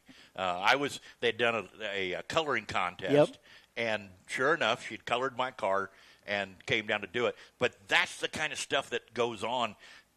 We are such a small world, but a big world. There's so much racing, and everybody knows everybody, and it is an exciting time to be a part of racing for sure. And speaking of excitement, next week, I want to go ahead and hit on it right now. Next week, the POWRI 410 Outlaw Sprint League right here, the high banks of US 36 Raceway. So race fans, mark it on your calendar. 1 week from today, we will be back in action here at the high banks of US 36, only this time it'll be with the wings on it. We're going to see if we can't, compete with the World of Outlaws on that 9-second lap time that is established here, a track record set by Paul McMahon, one of very few tracks all across the country dipping down into the 9-second range. So if you like what you see here tonight, don't forget, next week we're back in action, only with the wings on the top. It's the Honest Abe Roofing POWRI 410 Outlaw Sprint League right here, making its high bank debut at US 36 Raceway. Well, I tell you what, that's going to be an unbelievable show. The racing surface has been phenomenal here all year. We've had a little bit of character, just a little bit of character, but been wonderful side by side, 2 and 3 wide racing all year. And I'm sure them sprint cars are going to do a lot of that. I've been fortunate enough to announce a few sprint car races here at US 36, and I can tell you it's one of my favorite things in the world. When they really get set up and hook it up, single car qualifying, I'm excited for that one. That one gets my adrenaline, gets the goosebumps going and everything like that. But when we get into our feature action, let's just go back to Sheldon Haudenschild whenever he won. He found the line late, I think 5 laps left, and then coming to the checkers, it was side by side. That's kind of the racing that we can expect here at US 36. Well, and I'm sure there's going to be a show. We know. You got some young guns coming too. You got Xavier Doty. Xavier Doty will be here. Our points competition is getting really tight. at the top of the leaderboard. Two-time, seeking his third straight, AG3 Ayrton Geniton, and Joby Miller. We call Joby Miller kind of Mr. POWRI because he has the most POWRI wins over all league competitions. Over 50 feature wins in POWRI. That's 45 in a micro, 6 in a non-wing sprints, 3 in a wing sprint. Him and Ayrton Geniton nearly locked in a dead heat battle atop the leaderboard. They'll both be in attendance. Noah Gass, a great front runner for our POWRI sprints. He'll be here. Anytime you get Noah Gass on a tight little bull ring, you can expect some great things. Other competitors, I'm looking forward to a former feature winner here in 360 competition, Miles Paulus, making his yearly debut next week here at US 36. And then a couple of other ones that I've kind of got my eye on. Reese Moran out of Oklahoma in the 22 car. That one's definitely one to keep an eye on. Gage Montgomery will be here in attendance. The youth movement alive and well in the Show Me State for sprint car racing, just setting the stage for the next 5, 10, 15 years just to be an amazing field of sprint car competitors, and that's just from the Show Me State. Well, it's going to be exciting to see them here. The big dogs, the 410 wing cars. Yeah. Last week we had the 305s here, put on a great show. This coming week we're going to have the 410s here. You just about can't get any better racing action. I'm going to say it, I'm biased, than anywhere on a Friday night other than here at US 36 Raceway. It's all right to be biased. I happen to share that opinion just a little bit. I'm not supposed to, but I happen to share that opinion while we're here. It's what made me a race fan. If I can go off on a little bit of a tangent here, I think it was 2006. I sat right down here just past the flag stand. If you go down about 3 rows from the top, that was where I sat when the World of Outlaws were here.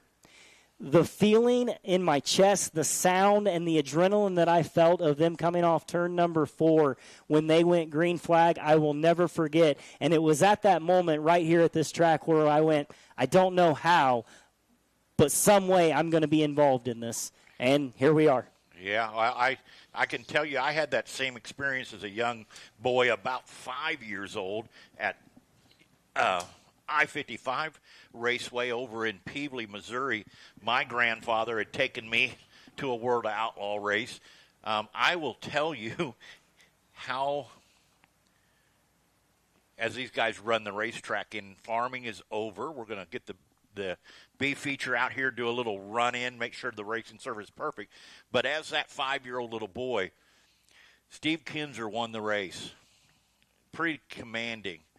Grandpa, I said, Grandpa, you got to get a T-shirt. We got to have him sign it. Of course. We get down there. Steve Kinzer would not sign it. He had some issues right at the checkered flag. They blew a motor. We're trying to get ready for the next night. And I will tell you to this day, I still think Sammy Swindell's the best sprint car racer ever. It broke my heart, yep. and I wouldn't root for that guy for nothing. Ended up being one of the greats. But I was a Sammy Swindell fan because of that. But I remember those moments. Those are great moments. I will tell you a great moment here a couple years ago with the with your non-wing series. Xavier Doty passing for the lead at Lakeside Speedway, inches, and it was probably more like quarter inch from the wall at the flag stand to win, blew me away. I was like, I was on my feet cheering. It was amazing. It can make you a fan real quick.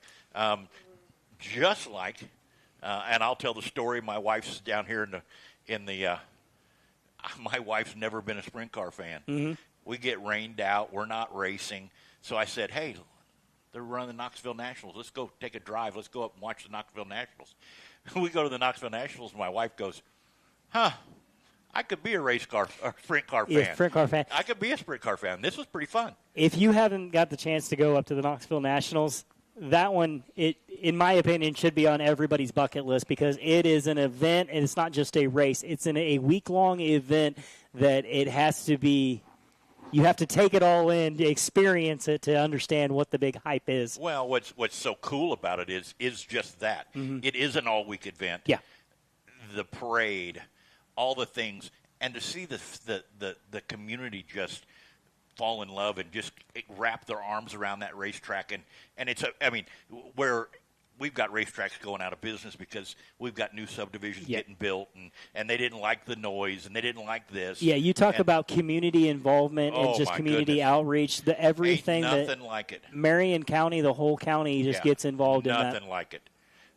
It's outdoors, kind of the same way. Yeah, in Rossburg, yep. In Rossburg, other than it's in the middle of a field. Yeah, it's in the middle of nowhere. Yeah. You can't appreciate that though until you drove over the hill, and you see this massive amount of campers everywhere, and it's like this whole little city. It's got its own showers and guys selling ice, and it's a craziest thing I've ever seen. It keeps everybody gets involved, and they kind of keep the community going with it. It's unbelievable. It's unbelievable. But yeah, we got the first of our USRA Stock Car Ironman Series B feature is on the racetrack. We're going to run it in just a little bit. We are going to go 10 laps.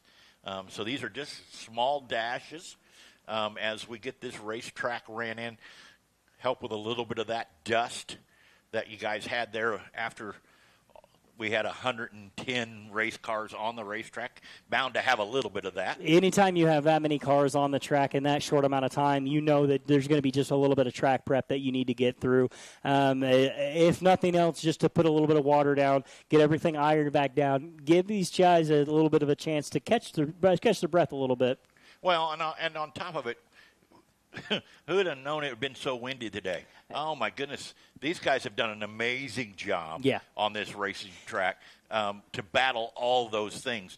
And John Bowler was telling me something like 90,000 gallons of water went on this racetrack in the last 48 hours. I wouldn't doubt it. We got here, and they were already working on it, and then they just continued to work on it all throughout the day. And with the wind and everything, it was kind of what you're talking about. They just couldn't keep up with the wind drying it out so quickly. But, again, hats off to the staff here at US 36 Raceway making this an absolutely impeccable racetrack here tonight. It has been. I mean, we had you just couldn't get any better. I mean, it was it's been amazing. And I tell you what, after these heat races, I think we're in for quite a treat with these features events that we have tonight. And once we get into feature, then you're really going to see what we've been talking about, the elbows up mentality of feature racing. Because just looking over some of the lineups, it should be very interesting to see some of these drivers come toward the front of the field. Well, and let's be real about it. Tonight's a big money night. Yeah. In the non-wing sprint car division, they're racing for $1,500 to win. In this stock car division, they're racing for $1,200 to win. Those are big paychecks for these guys, especially guys. These are not your traveling series guys. I mean, these guys. There's a handful of them, but these guys, they work for a living just like you and, well, not so much you, but me. You get to do your. I'm very lucky in life. Yeah, you get to do the dream job. Yeah, I'm very lucky. Just announcing races and talking about racing all the time, whether it's at the keyboard or on the mic. Whether it's spoken word or typed word, I have a very, very good job, and I'm a very, very lucky man. Yeah, you are. Yeah. I'm thinking you're just lucky because you only got to call 25 cars tonight. I'm going to continue to give you a hard time about that, just so you know. We got some racing. Looks like the racetrack. We're not far away, guys. It's getting really close. It's getting really close. They're running that bottom line in as the top line looks pretty doggone good. But we've got some we got some heavy hitters in this. As it looks like the 27 machine of Jeff Tennant might be a scratch, as I do not see him out here on the racetrack. Have you had a chance to go and see who the top 16 drivers in your USRA stock car locked in are? No, I haven't. It's I'm scared to go look because it's basically a who's who of former feature winners and just names that you know. Oh my goodness! Wow. Well, and how about this? You got Custer and Foote back here at starting 13th and 14th that started way back in their heat races, but were able to make enough passing points. Along with this, a guy that got tore up in here, Matthew Lance, locked it in. Just amazing. We're going to give him a little bit of hot laps here, make sure this racing surface is perfect, that there's not any slime. Everything looking good, but my goodness, I had not had a chance. But I tell you what, starting P6, Derek Green, he looked impressive in his heat race. That'll be a car I'm watching, along with coming back from 6th to 1st, that Jason Estes in that 997 car starting. Jason Estes definitely has my attention, but I can't help myself. Inside row number 2. Doug Keller. Yeah. I knew you were going there. I really did. But I mean, you got Kevin Anderson, multi-time feature winner, Rodney Schweitzer right there, Lakeside champion. You've got this year's USRA national winner, Rodney Schweitzer, starting 7th. Mick Ross, Jaden Bears right there in row number 6. You got Brad Derry won everywhere. Yep. Austin Bozak right there. Bozak. But, hey, it looks like we're going to go racing again. USRA B feature. Starting on the pole in the 911, that is Mike Miller. Starting outside of him, again, scratch. That'll be Paul Codride. Caution lights are out. Tyler Cadwalder. Tyler Cadwalder starting 2nd. Outside of him will be the 46X of Connor Masoner. We've got them racked and stacked. Todd Stately starting outside. We've got some heavy hitters. Lots of passing going on. 10 laps. Your distance in this first of 2 USRA B features. On the loud pedal, green flag flies. Paul Cadre working that high line. Chad Caldrider. We've got them 4 wide there coming out of 2. Staley up to 4, 3rd. Make that 3rd. Rick Staley up to 3rd. Chad Cadwalder to the lead as that 23 machine bobbles just a little bit. Connor Masoner up to that 3rd, 4th place. Make that 3rd place position. Make it 4th place position for Connor Masoner. As we've got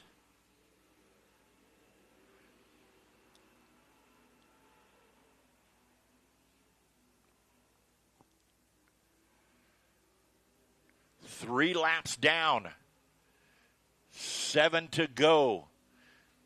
Tyler Cadwalder, Todd Staley, Masoner up to 3rd. Good run for that young man in that 47X machine, battling, pulled right to the rear bumper of Todd Staley. As we've got the 62 machine into the infield, going to regain. Keep on going. We're going to stay clean and green. Tyler Cadwalder. Cupcake, as they call him. Todd Staley. Connor Masoner pulls to the rear quarter panel of that 14 machine. In P3, wants to be P2. This time by 6 down, 4 to go. Only taking 3, transferring 3 out of this B feature, along with 3 out of the second. Right now, your transfers, Tyler Cadwalder, Todd Staley, Connor Masoner. Those are your top 3 as we've got 7 down, 7 down, Make that 8 down, 2 to go. 8 down, 2 to go this time by. As the racetrack has slowed down just a little bit. As we've got one around, that is Mike Miller in the 911. But we're going to stay green. White flag this time by for Tyler Cadwalder. Oh, we got another one around the 13 machine, but we're going to stay green. Able to refire. Todd Staley in second. Connor Mason in third. The 23 machine off on the infield. But your winner of your first B feature of event for your USRA Ironman, that is Tyler Cadwalder. Todd Staley and Connor Masoner. Those are your 3 transfer cars into your A feature event tonight. Going to have to go across the scales, make sure they weigh. Mitch down there doing a little bit of tech on those top 3. But pulling onto the racetrack now, your second B feature of the evening, starting on the pole in the 111 machine. That is Jason Newman. Starting outside of him, we were talking about him earlier this evening, the OF of Mason Beck. Starting inside, second row in that 714 machine. That is Jason Anderson. Starting outside of him in the 11W, Jared Wasick. Starting inside, third row, and I don't know why I'm having such a hard time with that last name. But the 2A of Jason Anderson and Reeson. The 22R of Todd Really, and the flashing lights are out. We're going to go green flag this time by Kent Hedge in the 01, the 10A of Jason Peters. That is your lineup as we'll go green this time by top 3 transfer. Newman hawks them on down into 1 and 2. Beck on the outside. Gets a good, great run. And that 11W machine of Wassinger gets a great run also. Newman on the bottom. Your second place. Yep, that'd be the 11W.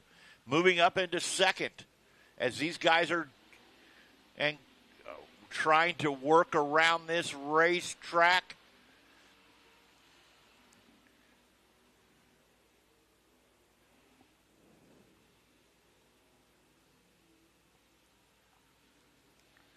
Two down, 8 to go. Beck.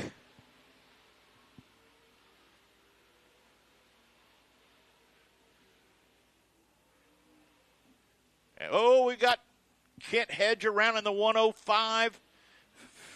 Facing wrong way in a one-way.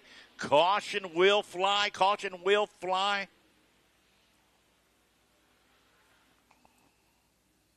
As we've got 3 down, 7 to go.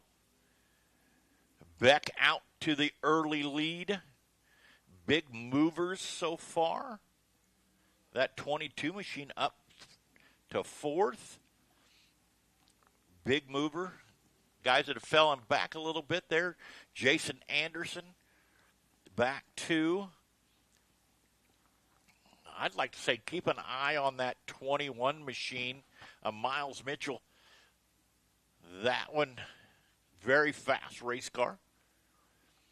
But it looks like, get everybody refired. That 105 of Clint Hedge to the rear. Race command talking to him. As all these racers have what they call a race receiver. It's in their ear. We can talk to them. They can't talk to us. Thank goodness sometimes. But lineup is correct as we move that 22 machine up 1. Looks like we're going to go. Nope, I think we're still working. Race command still talking, making sure that thing is correct. Want to make sure everybody gets the right starting spot as we'll get going. Can see Chad talking in the ear there. Our flagman here at 36, as we are going to go Delaware double file restart. Second place gets to choose inside or outside. It looks like the 11W will take the outside. That 22 machine on the inside, as Chad, our flagman, will give them the one to go this time by. Caution lights are out. Again, our leader will be out front. Then it'll be 2 by 2 by 2. As we got 3 down, 7 to go in this dash, if you will, B main that we have. Could be an A main just about anywhere else in the Kansas City area. Great race as Beck leads them off into 3 and 4 into the restart zone. Green flag will fly. Steps on the loud pedal. Yes, they do. Beck working that middle to top line. The 11W falls right in his foot tracks. Try to get a good run. Good restart for that 7-14 of Anderson. Went from 6th to 4th as that 21 machine of Mitchell's trying to get into that transfer spot. 2 out right now, as we are only going to take 3. You've got Beck, the 11W, the 22, the 21 as Mitchell. I told you to keep an eye on him. He's in the catbird seat looking 1 out of a transfer spot as he's got running out of time in that hourglass as we are halfway down. 5 down. 5 to go, 4 fingers and a thumb left in this B feature here at US 36 Raceway. 6 down, 4 to go. Beck, the 11W, the 22, the 21 of Mitchell, drifted up a little bit as we got a caution on the racetrack for the 11A of Jonathan Peters. Going on a little bit of a tilt-a-whirl ride there. Coming out of 4, bringing out a caution as we're going to have basically a green-white checkered finish here in our B. Oh, nope. Race commands did not count that last lap, so it'll be 6 down, 4 to go. As that 21 machine has been marching up through there. Anderson's been battling right there with him. A couple cars sitting outside of that top 3 transfer spots. As I got a feeling we're going to have some White Castle served up here, Slide Job Central. I think he's coming here in this feature or B feature event as the caution lights go out this time by. Beck will lead them on down the back chute, pulling those belts tight. Cleaning that visor as they enter into the restart zone. On the loud pedal, green flag flies, green flag flies. Beck, the 11W, the 22, the 21 of Mitchell, working that middle line, but not able to get him, pulls to the rear quarter panel. 1 spot out as we've got a challenge for that second place between the 11W and the 22. As that 21 machine trying to work that middle line. As the top 3 get out about 4 or 5 car lengths now.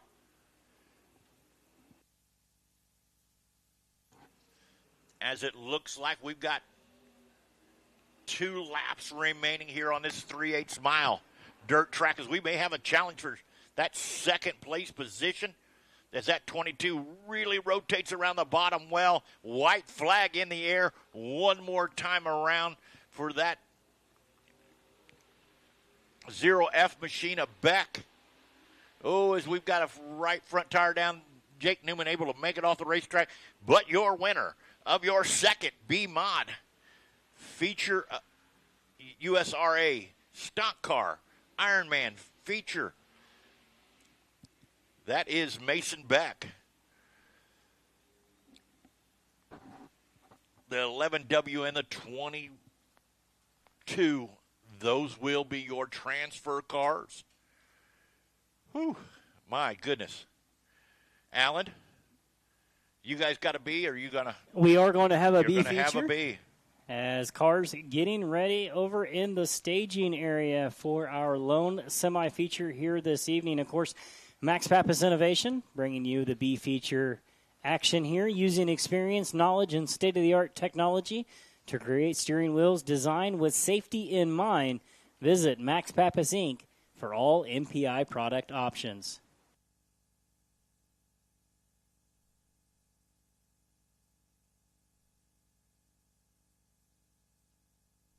As cars getting ready to head this way, our Max Pappas Innovation semi-feature event.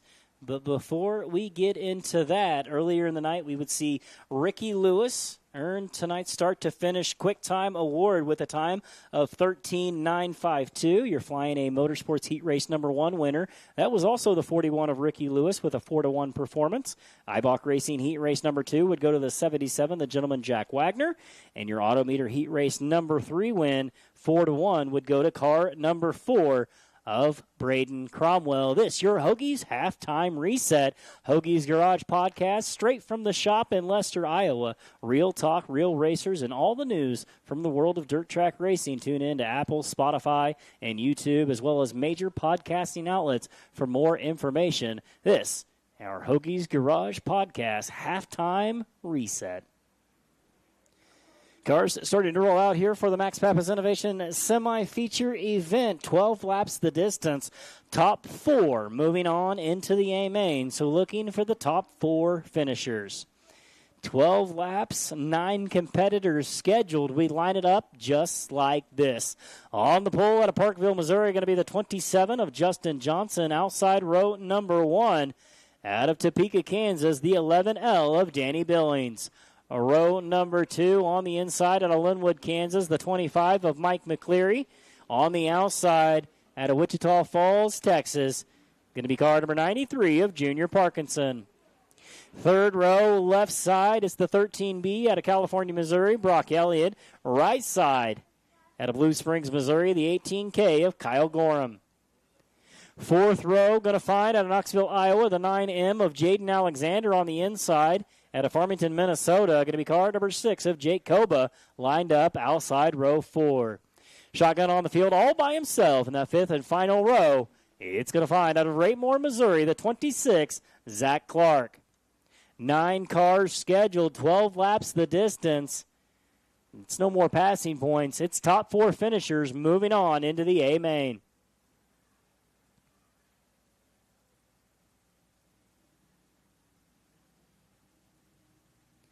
So I understand a few cars unable to make the call. The 26 of Zach Clark not out there. The 9M of Jaden Alexander also unable to make the call, as well as the 25 of Mike McCleary unable to make the call. So scheduled for 9. 3 cars not making it. We'll go with 6. 27 of Justin Johnson, the 11L of Danny Billings, now row 1. 93 of Junior Parkinson, I believe the 13B of Brock Elliott going to be row number 2. Kyle Gorham and Jake Koba in the 3rd and final row. As the 9M is able to make the call. Jaden Alexander kind of looking over the field.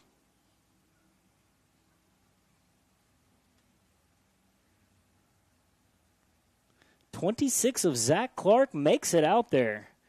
So went to the graduation of his daughter earlier, foregoes qualifying and passing points, and makes it in time for the semi-feature. So the 26, Zach Clark, able to make it out here.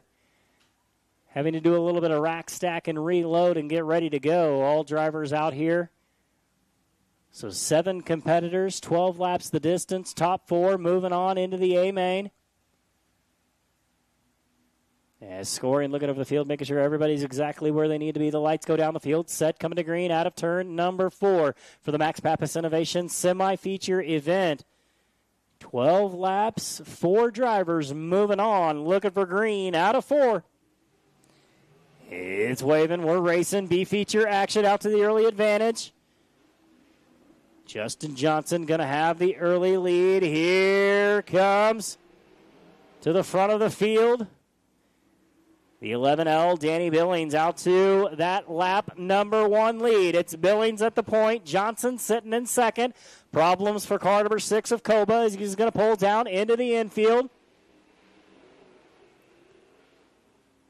For the lead, Billings has it.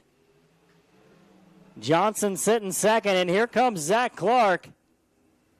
Zach Clark up into position number 3. As for the lead into 3, it's going to be Johnson taking over the top spot. Billings to second. Zachary Clark not done. And Brock Elliott in that 4th and final transfer spot. Outside looking in, Junior Parkinson in that car number 93, as well as the 18K of Kyle Gorham. It's Johnson, your leader, sitting second, though. Zachary Clark right in his tire tracks as they come out of turn number 2. It's going to be a drag race. Clark with the advantage going into 3. Drives it deep into 3 and 4. New leader at the line. 5 laps in the books this time by. It's the 26 of Zachary Clark. Justin Johnson sitting second. The 11L of Danny Billings rounding out the podium. 4th and final transfer spot going to be that car number 13B of Brock Elliott. The 93 of Junior Parkinson right there, though. It's going to be a battle for that 4th and final transfer spot as the 18K of Kyle Gorham unofficially rounding out the field so far. Hitting lap number 7 this time by a little past halfway through. We may be dealing with lap traffic here momentarily as the 26 of Zachary Clark bearing down on that car number 18K of Kyle Gorham. Gorham going to hold down to the low line as they get ready to go into turns number 3 and 4. Zachary Clark not lifting up on the high side in that car number 26. Gorham a lap down as we get here on lap number 9. Zachary Clark, your leader. Justin Johnson still sitting second. Danny Billings running third. The 13B of Brock Elliott in that 4th and final transfer spot that he's got coming. The 93, Junior Parkinson, is right there. Gorham going to come into play as they go down on the low line in turns number 1 and 2. White will wave this time by. It's the 26, Zach Clark, showing the way. 27 of Justin Johnson second. The 11L, Danny Billings third. 13B of Brock Elliott still in that 4th and final transfer spot, but Parkinson is there. Through 3, out of 4. B feature winner going to go to that car number 26 of Zachary Clark. Second place belongs to Justin Johnson. Third place, the 11L of Danny Billings. And in the 4th and final transfer spot, give it to car number 13B of Brock Elliott. Junior Parkinson in 5th, Kyle Gorham in 6th, Koba, McCleary, and Alexander unofficially rounding out the field. Give them a big round of applause, race fans. At car number 26, your semi-feature winner, it's Zachary Clark out of Raymore, Missouri. CNC Motorsports, Highside Designs, KC Grilling Company, Delta Plumbing, Heartland Tire and Tread, Pyramid Construction, and ERC Chassis with a one-way technology racing engine. Car number 26, Zachary Clark, your semi-feature winner. That is Zachary Clark's first semi-feature victory with the POWRI Wingless Auto Racing Sprint League.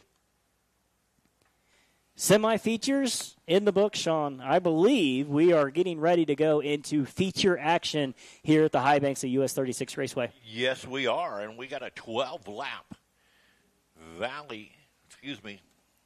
US 36 Raceway E-Mods pulling on the racetrack, starting on the pole in the 4K machine. That is Jared Stoneman.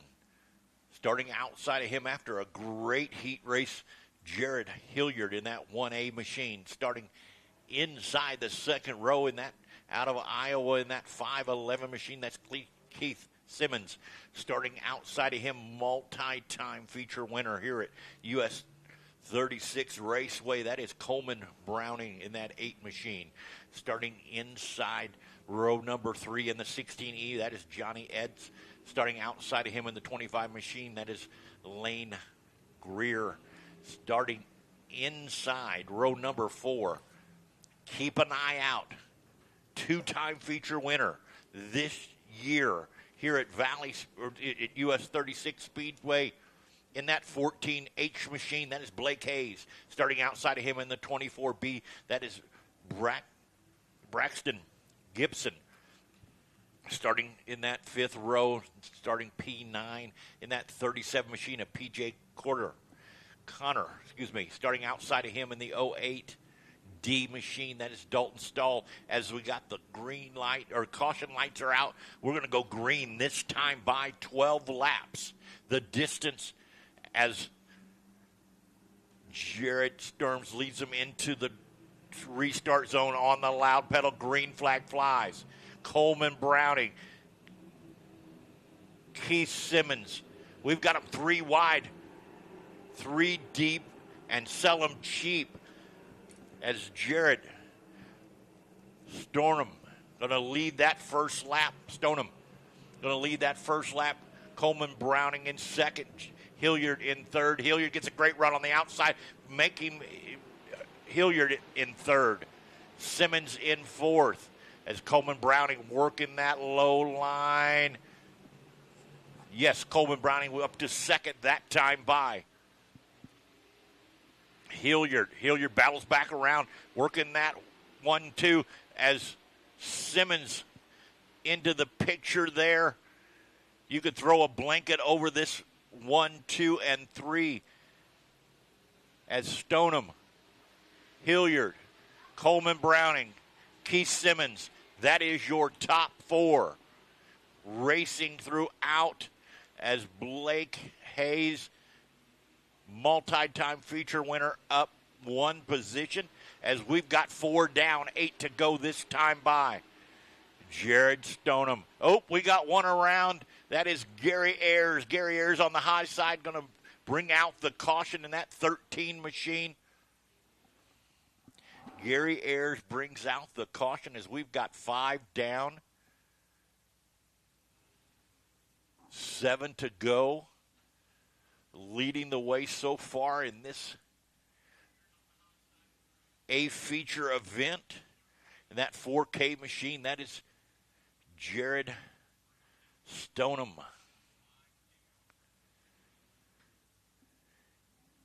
Hilliard in second.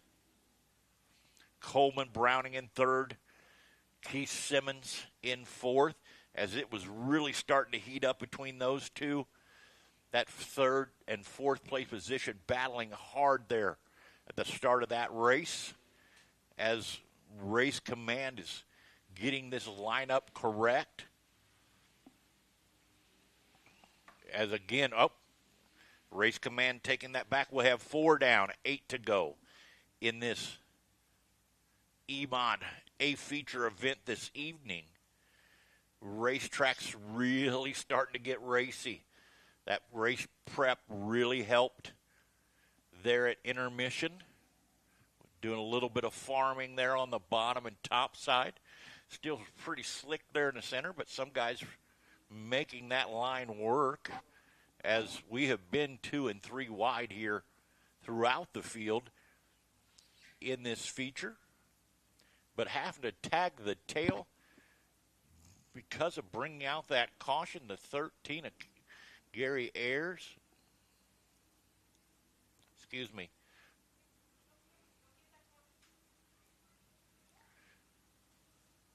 All right, we'll go double Delaware restart.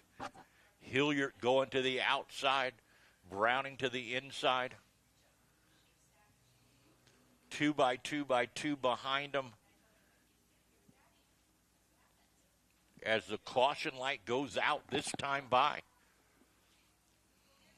Stoneham leads them off into the restart zone, gets on the loud pedal.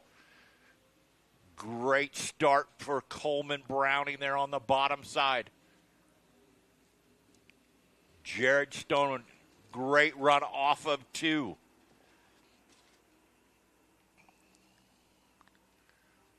Keep an eye out for that 14H machine as he's made his way up to 6.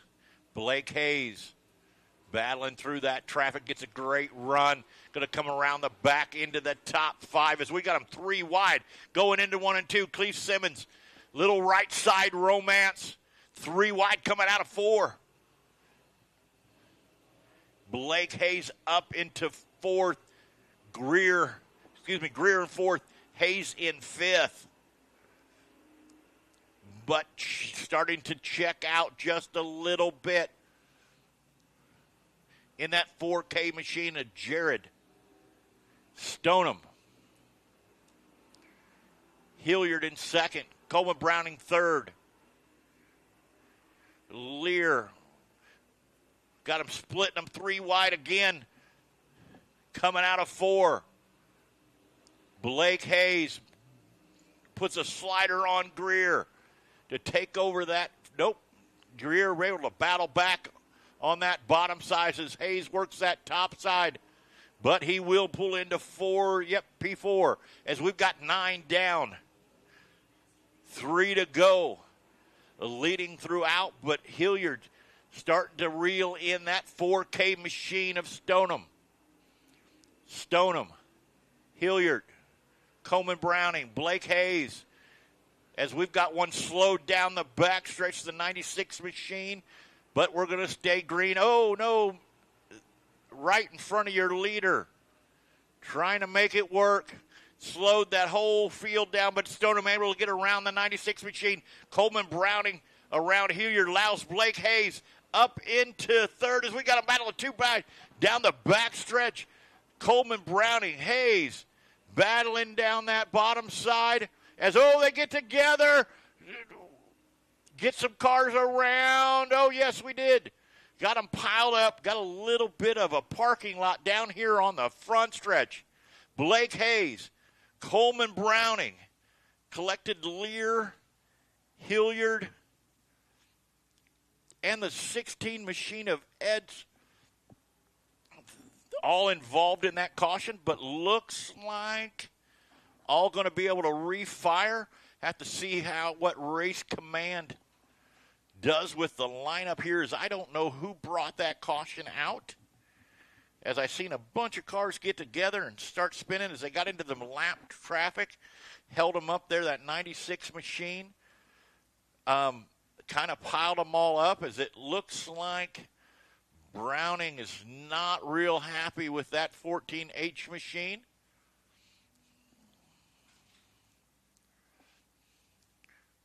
Might be a little showing who's number 1 there in their hearts there, I think. But we'll get this lineup set up as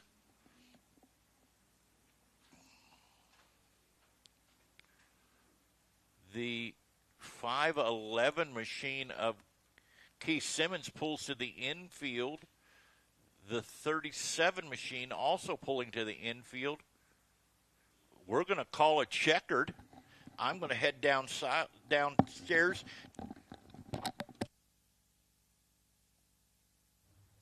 To get our feature winner, Jared Stoneham. As Sean heads that way, unofficially, it's Garrett Stoneham, your winner. Braxton Gibson, Dalton Strahl, Jared Hilliard, Cameron Sample, Keith Simmons, Johnny Eads, Blake Hayes, Coleman Browning, Zach Pride, Tyler Turner, P.J. Conger, Chance Wilson, Gary Akers, Lane Grenier, Anthony Witham, and Connor Johnson unofficially rounding out the field here for your E-Modifieds.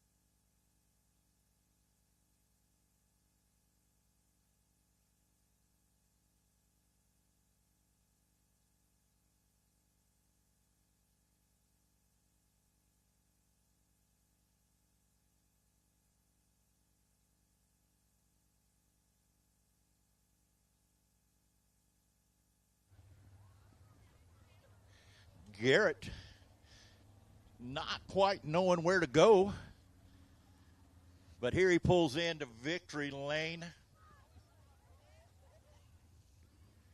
breaking Blaze Hayes' streak of feature wins here at US 36. Happy young man pulling into victory lane.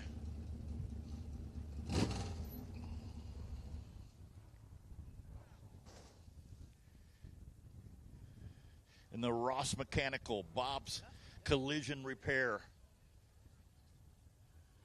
John Stoneham Motorsports, getting that helmet off.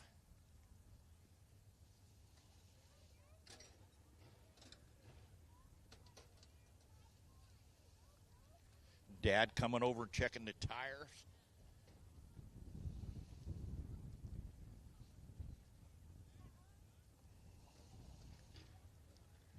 Climbing out of that car for race fans, Garrett Stoneham.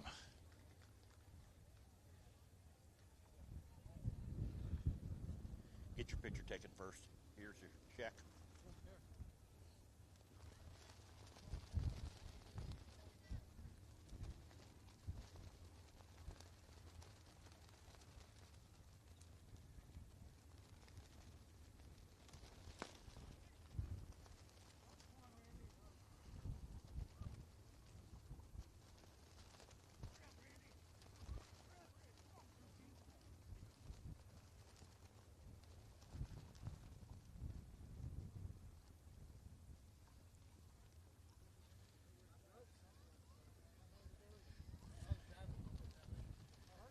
Well, young man, what do you think of that? Felt good. Hopefully I see a whole lot more.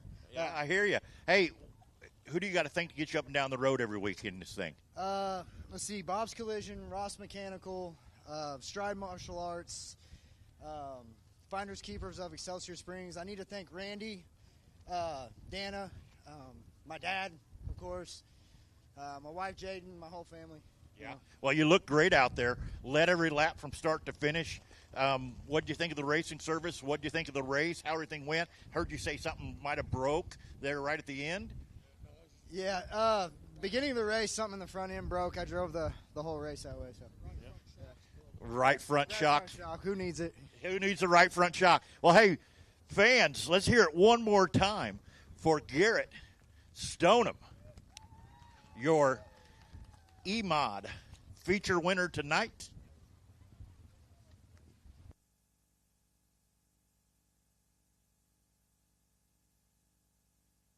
So congratulations again, your E-Modified feature winner here tonight at US 36 Raceway, getting ready to head this way for their feature action in the Pure Stock division. Looks like 12 laps the distance. And we line it up just like this. On the pole, going to be car number 55T of Mick Ross. Outside row number 1, the 11J of Jake Starmer. The 15E of Eddie Knoll and the 15 of Bo Atkins make up row number 2. Row 3 is the 11S of Tyler Starmer and the 27 of Jacob Hizzle. 4B of Gerald Burns, the 72 of Danny O'Donnell in row number 4. Row number 5 is the 8 of Pat Gomez and the 90 of Jason Payne. 66A of Landon Brown and the 20K of Tyler Kepper in row number 6. Row number 7 going to be the 25K of Kane Crockett, the 4W of Aaron Wilholt, 31 TJ of Eric Risley, 03 Gabe Query in row number 8. Row number 9 all by themselves, starting in the 17th spot, going to be car number 10 of Nikki James. 17 drivers, 12 laps the distance here for your US 36 Raceway Pure Stock division. Sean making his way back up here to the booth. Lineup already went through as the Pure Stock's getting ready to pull out onto the racetrack again. 17 competitors, 12 laps the distance, and the feature winner has a date with Sean right down here on the front straightaway after these 12 laps. Well, you know, Alan, I've called the 75 cars compared to your 25. Yeah. I think you should go down and do victory lanes and keep this old fat guy from having to climb them stairs. But we might be able to work something out. See if I can get down there and do this pure stock victory lane. As then it'll be the B-mods for you because I'll have to get ready for the non-wings last, so I'll be able to handle the next two, I think. No, I'll do it. You know what? You do one and I'll do one. We'll rock, paper, scissors. How about that? That'll work. All right. I can do that. Last week's feature winner in that 55T machine, Mick Ross on the pole. Boy, that's a lot of stairs.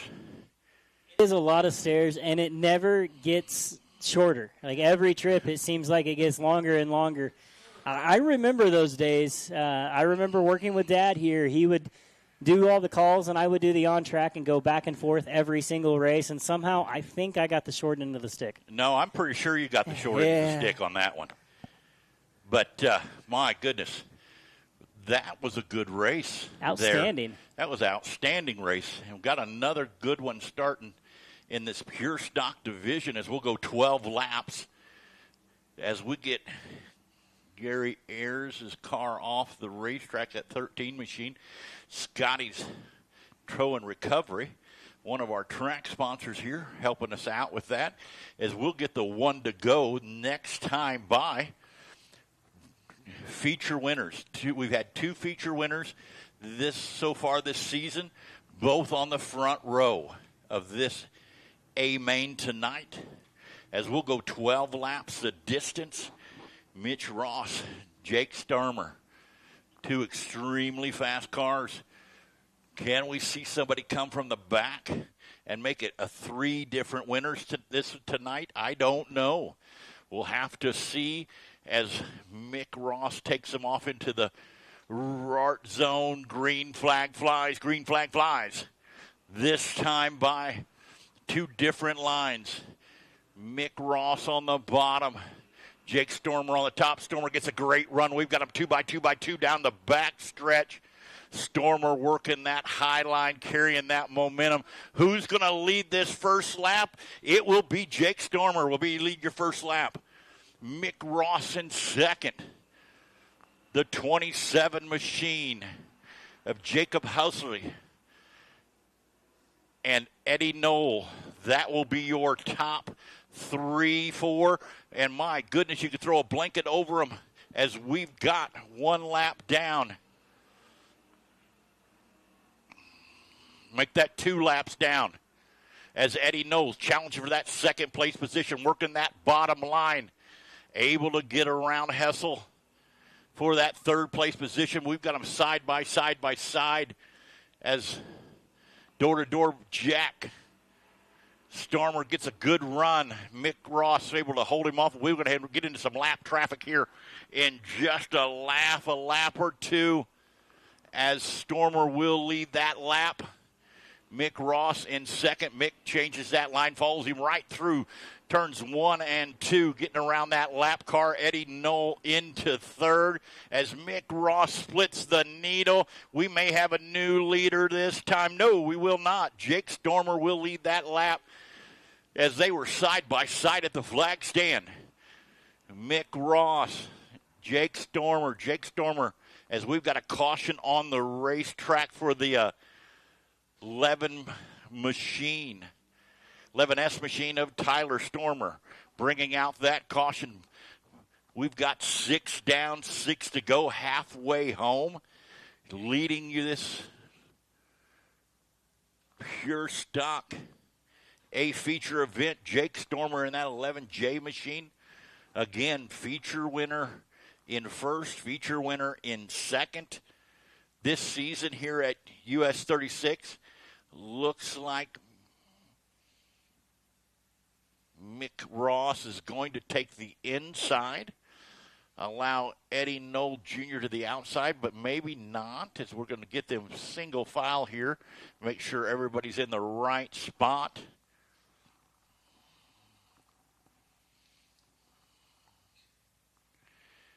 '27 machine of Jacob Hizzle in fourth. O'Donnell in fifth and Burns in sixth. That will be your top 6. Looks like the lineup is correct as we'll get them set up for that Delaware double file restart this time by as Chad the flagman gives him the 1 to go. Again, well, Race Command didn't score that last lap, so we are 5 down, 7 to go. In this pure stock feature event, Jake Stormer out front. Then we've got him 2x2x2 headed off into the restart zone. Jake Stormer can fire off anytime, gets ready to step on the loud pedal. Green flag flies. Green flag flies. Jake Stormer, Mick Ross, Eddie Knoll. That is your top 3. Eddie Knoll working that different line. Mick Ross right through the center as we've got Jake Stormer leads that lap as we do have 6 down this time by. As we've got them piled up there on the inside. Burns, Crockett pulling to the infield. We will stay clean and green. Mick Ross challenging Jake Stormer. Eddie Knoll sitting back there as we've got them side by side coming out of 2. Great run. Oh, we got one crossed up there in turns 3 and 4. That is the 31 TJ machine of Eric Risley, bringing out the caution as we've got 7 down, 5 to go in this pure stock A feature event. Jake Stormer taking over the lead here early in this A feature.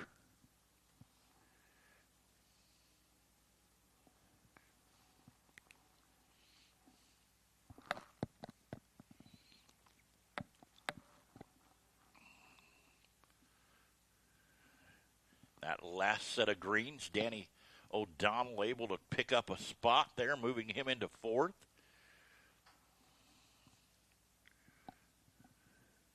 We'll see what Race Command says. We are going to go Delaware double file restart. Looks like the lineup is correct.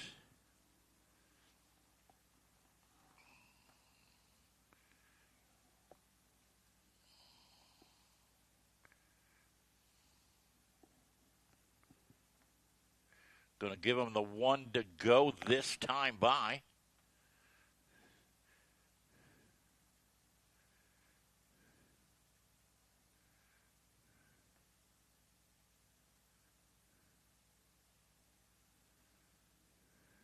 Jake Stormer, Mick Ross, the young gun of Eddie Knoll, that 14-year-old young man there sitting in 3rd. Does he have enough to get up into P1 here?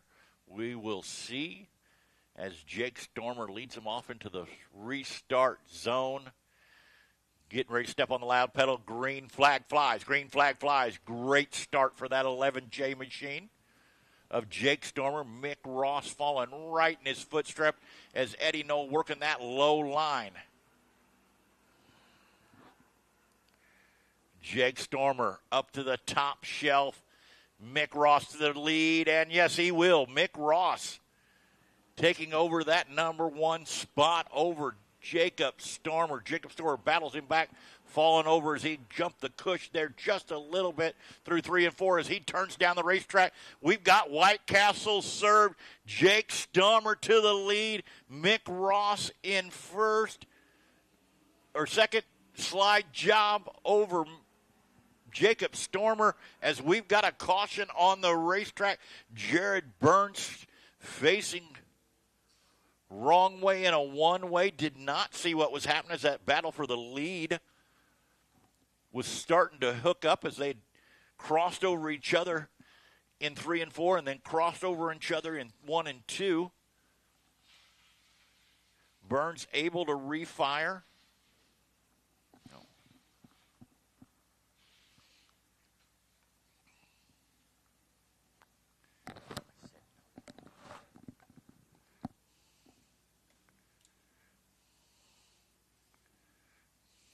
9 laps down.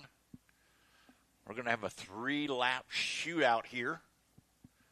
Cautions breed cautions, they say, as we've had a couple cautions here. See if we can get this thing completed here.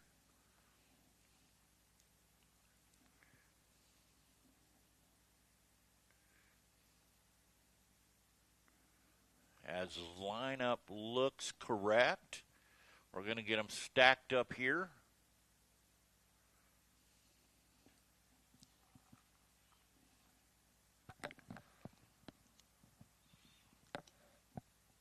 See Chad reaching for that green flag as it looks like we're going to go single file the rest of the way.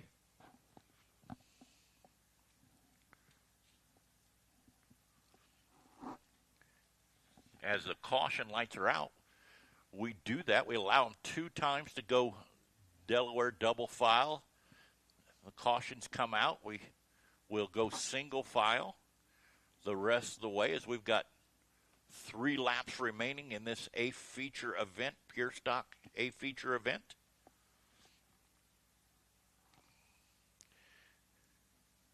Jake Stormer takes him down to a crawl, getting ready to step on that loud pedal.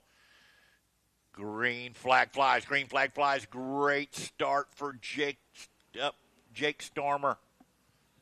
Mick Ross following right through the same footsteps. Eddie Knoll on that bottom side. Mick Ross gets a great run. See if he'll do that same thing, drive right through the center, which he does. Jake Stormer able to fend him off. Gets a good amount of drive, but here we go. Slide job served up. Jacob Stormer drives back underneath Mick Ross. Mick Ross working that high side. Jacob Stormer able to hold him off that time by, as we've got one around, another caution on the racetrack. Believe that is the 10 machine of Nick James, I believe.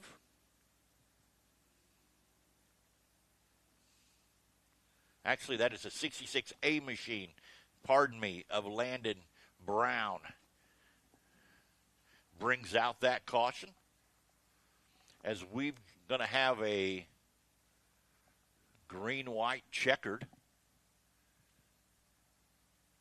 dash to the finish here, as we did score 1 more lap there. We got 10 down, 2 to go. The lineup is correct.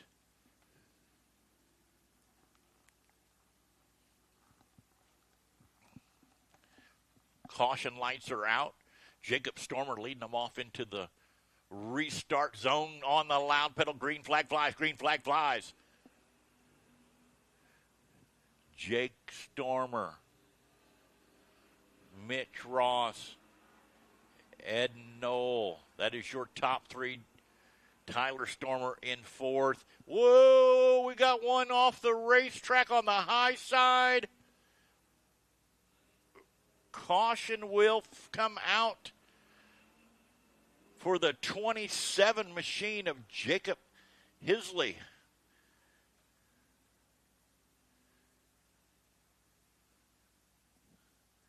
Tyler Stormer and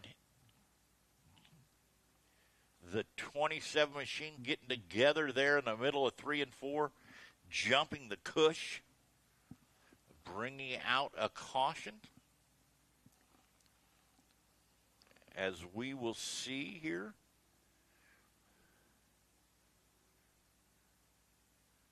who they charge that caution to. I believe it will be the 27 machine, but we'll see. As I can see them talking.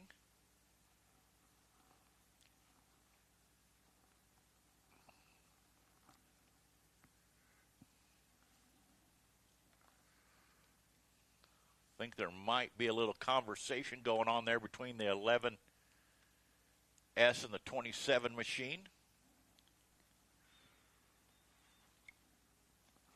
As the 27 machine going to be charged with that caution, going to take it to the tail. As again, we're going to go green, white, checkered.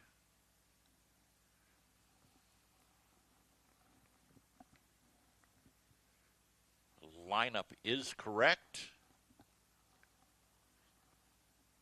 As Chad gives them the one to go. Let's see if we can finish this feature out here. As Jake Stormer and Mitch Ross have had one heck of a battle going on. I don't think the slide jobs are over yet, as those cars have been battling this entire feature. Eddie Knoll just waiting for a mishap to happen. A little bobble, and that 15 car be right there ready to pounce as Jack Stormer gets on the loud pedal. Green flag flies. Green flag flies. Jake Stormer, Mick Ross, Tyler. Whoa, my goodness. Tyler Stormer gets a heck of a good run. Gets up in the crumbles there. Ed Knoll to third. White flag this time by. White flag this time by for your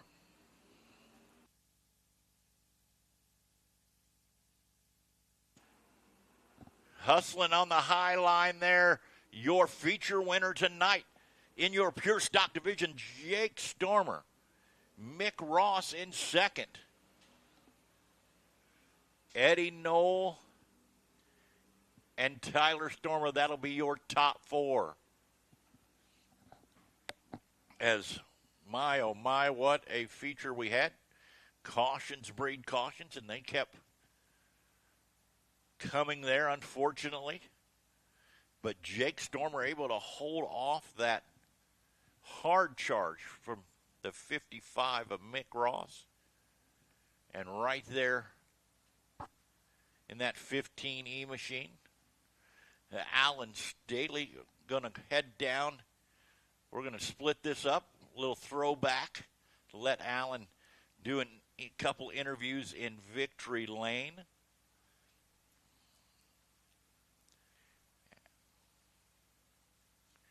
Puts the check on the car.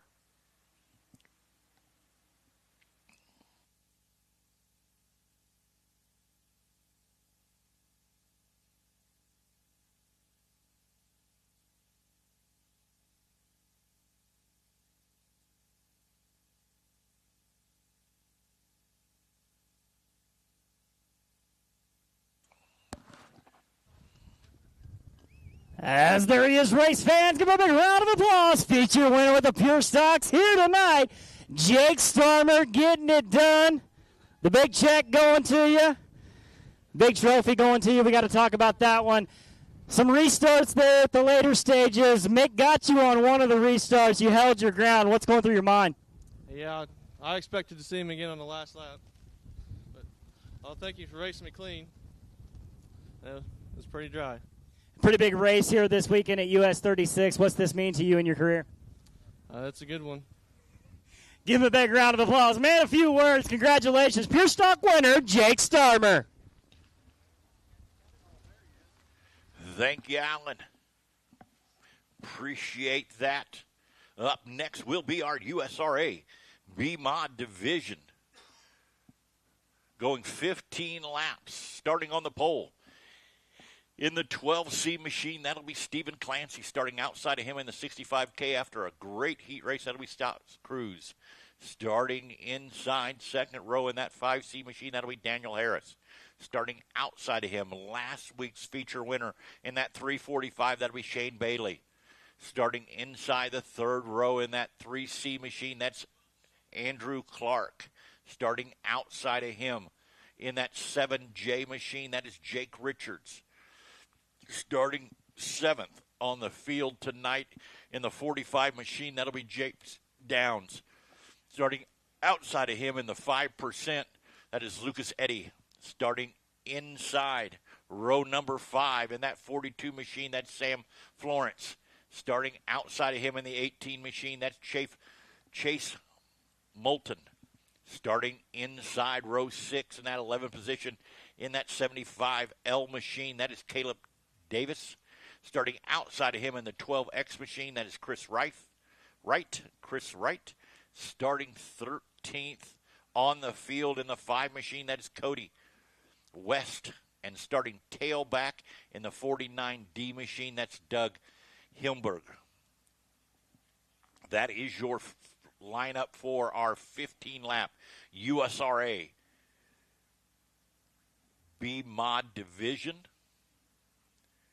Stephen Clancy in that heat race looked like he was on a mission.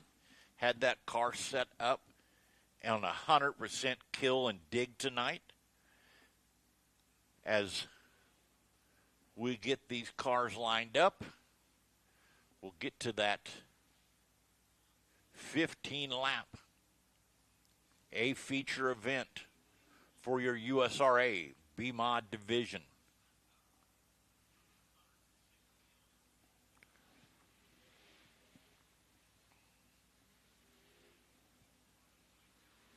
Racetrack surface really coming in after that farming that we did there at Intermission. Cut down on that dust just a little bit, which was nice for our fans.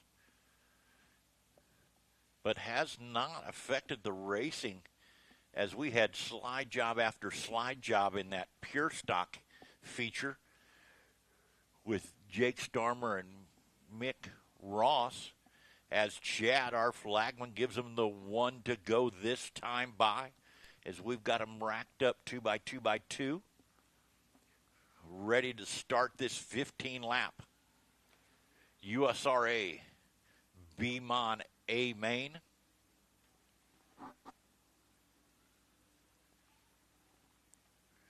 Chad Clancy, Cruz leads them off into the start zone. Green flag flies, green flag flies. Great start for Daniel Harris in that 5C machine as he battles up there side by side against Steve Clancy. Steve Clancy able to get a good run there off there as Daniel Harris gets a little bit tight there coming off of 2, allowing Shane Bailey to get there to that second place position. Clark Richards, that is your top 5. As Stephen Clancy working that bottom line. Shane Bailey to the top, carrying a ton of speed. Down the back stretch, taking over that second spot from Daniel Harris in that 5C machine. As we've got 3 down, 12 to go. Shane Bailey working that high line, cutting into that lead that time by. Yes, he did, by about 0.2 of a second. Daniel Harris, Jake Richards up into 4th over Clark as he's following that same Shane Bailey line. But Shane Bailey again brings her on up there just a little bit more, cuts into that lead under a second. 0.0659. Bailey once again running about another car length down on that 12 machine of Stephen Clancy, as we're going to get into some lap traffic as we've got 6 down, 9 to go. 6 down, 9 to go this time by. Make it 7 down, 8 to go. Stephen Clancy going to get into some lap traffic, working that low line. Shane Bailey on that high line gets a great run. We've got a new leader down the backstretch. Shane Bailey, Stephen Clancy battling through 3 and 4, but we do have a new leader this time by. Halfway home, Shane Bailey, Stephen Clancy. 2 different lines. As we're going to get into some more lap traffic here in the next couple laps. Shane Bailey working that high line.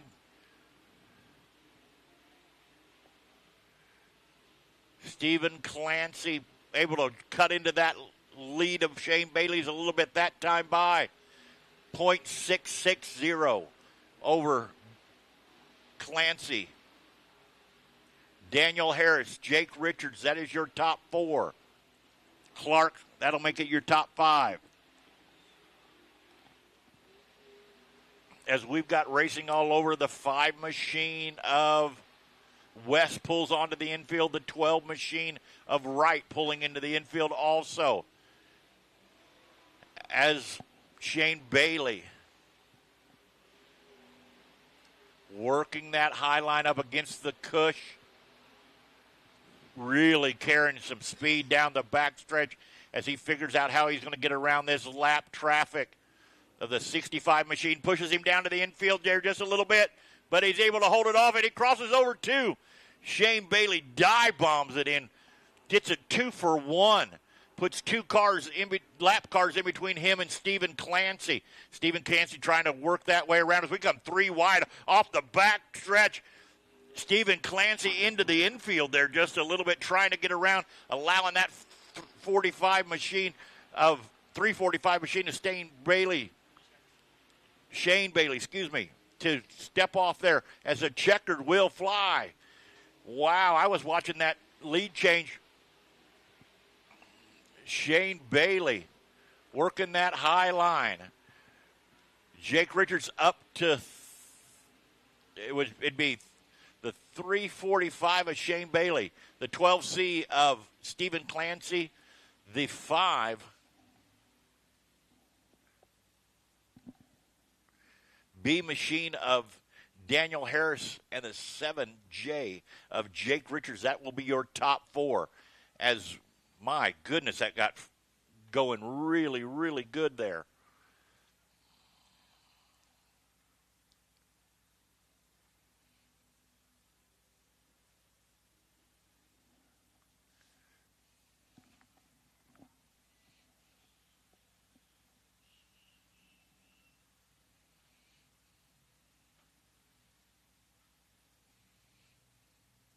Shane Bailey into victory lane.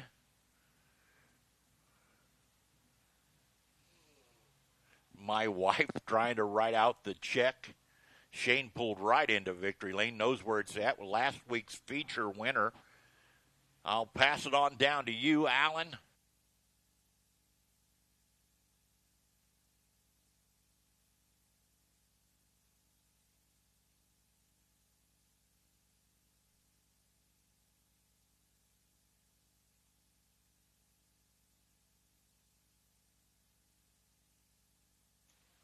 Sounds like he's trying to cool down that car just a little bit.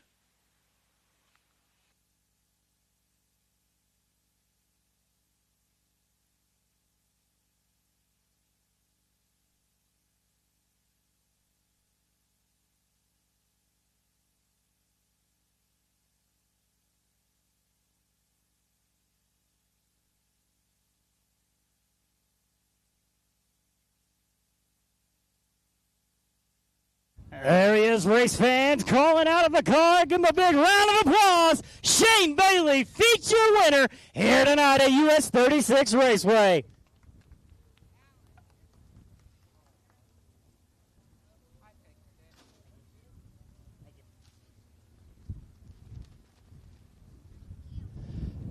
Travis Hartman boxing on the side. Yeoman Race Engines, RHC Land Improvements, Schaefer Specialized Lubricants, K. Dillon Racing on the side.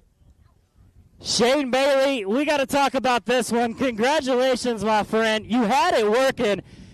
High side hustling halfway through. Lap traffic kind of played right into your hand. Can you walk me through that pass for the lead? Yeah, I felt like if he may have moved up, he was just as good as I was. Steven's a hell of a racer, and I think he was just kind of a set and duck there. And I knew the top was good down there if I could just stay free enough on it, and I did, and we just air milled it down there and maintained through the slick down here and kept our momentum up, and was lucky enough to get a win. Showing a whole bunch of speed here in 2025. Who do we have to thank? Jimmy Downs, Brandon, Seth, Diamond, everybody that just puts all this into it. CDR Race Cars, RHC Land Improvement, James Down LLC, James Down Cattle Company, just everybody. Congratulations again. Good to see you back down here near Victory Lane. Shane Bailey, your feature winner.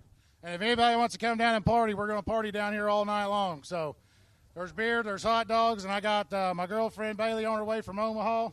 she's going to be here, so we're going to burn the place down. Party in the pits. I'm there. Shane Bailey, your feature winner.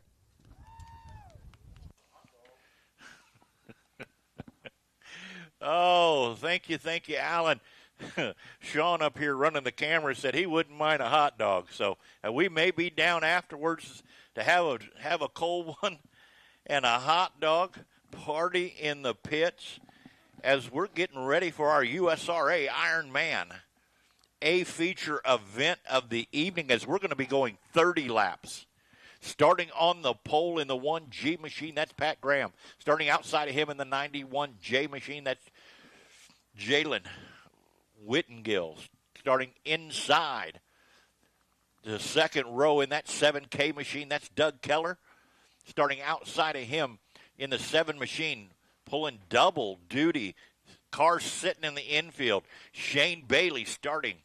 Look at him running across the helmet there. He's going to pull on down to the tech there and be climbing into that number 7 machine, pulling double duty.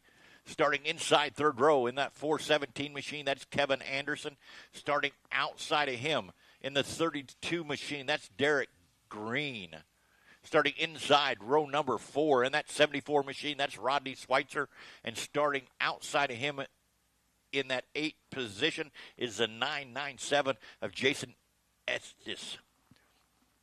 Starting inside row number 5 in that 9th position in the 34X machine, that's Mick Ross. Starting outside of him in the 20J, that is Jaden Beard. Starting outside of him, inside row number 6 in the 11th position, that's the 37D of Brad Deary. Wow. He could come from the back. Starting 12th in that 14B machine, that's Austin Bozak. Starting 13th on the field tonight, 7th row inside in that 33X machine, that's Justin Custer. And starting outside in that 14th position, that's a 37 of Randy Foote. There's another one that could come from the back. The 15th starting position, that would be the 12X of Matthew Lance. Starting outside of him in the 01 machine, that's Stephen Glenn.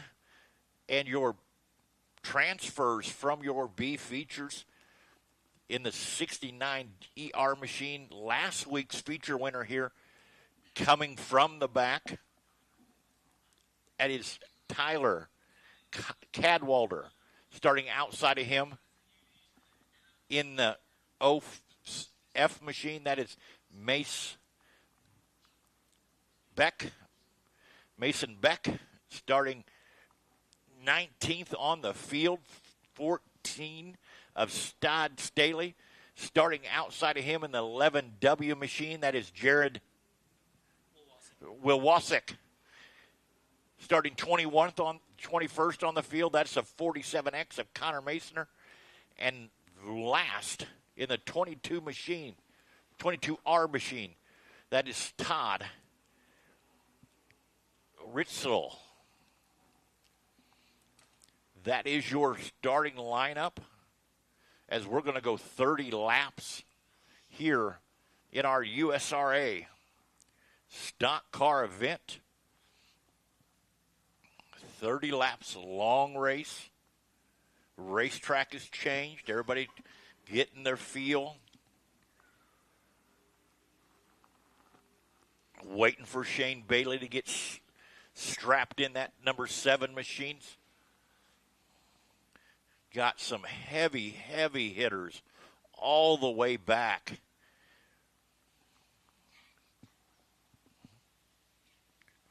I'm sorry.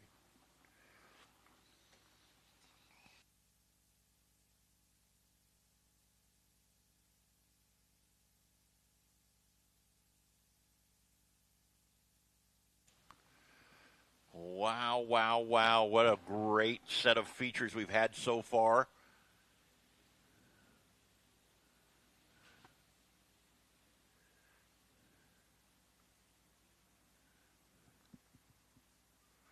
Derek Green there on the front stretch. Don't know if there's something awry on that 32 machine.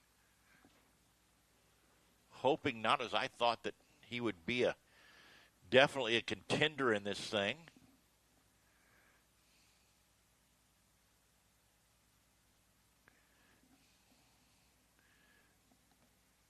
As you've got, I bet within the first 3 rows you probably have 400 or 500 A-feature wins, maybe more, as some of the best USRA stock cars in the country here tonight.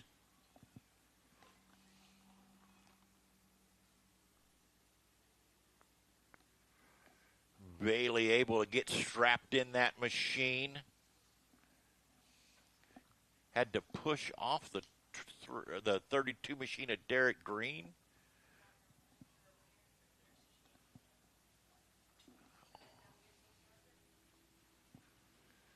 Seven machine of Bailey up into position will move that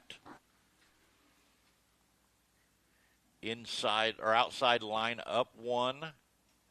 As I'm sure they're thrashing there in the hot pit, trying to get that 32 machine of Derek Green problem figured out there on that race car.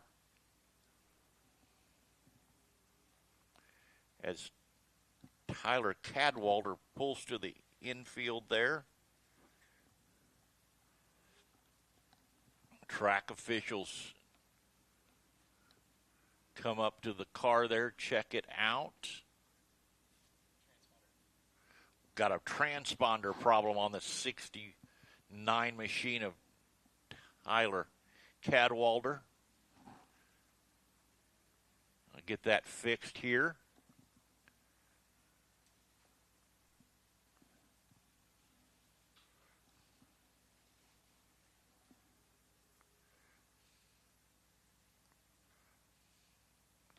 As on a normal night here at US 36, the transponders are on the rear bump or the rear end of the car. But with this Ironman series, they're allowed to move it to the up to the motor plate. Making sure we've got everybody lined up. You know, Sean, when you're talking about this close of competition here with the USRA Ironman Series, the position and placement of that transponder can really come into play, as we want to make sure that everybody's transponder is in that exact same position, so nobody has any like you want to say weighted advantage out there, or anything that gives them an unfair or unclear advantage out there. So we want to make sure everybody's on the same playing field.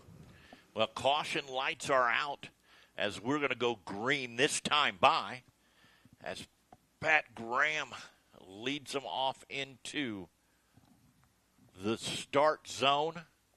Getting ready to step on that loud pedal, we do, and we are starting this 30 lap A-feature event. Whittengill out there on that high side gets a great run down the backstretch. Whittengill to the point. Graham to second. Your leader of that first lap will be Jaden Whittengill. Bailey splits the needle there. My goodness, gets a great run working through the center of the racetrack up to, nope, not going to be able to get to second. Graham able to hold him off that time by. Whittengill. Graham.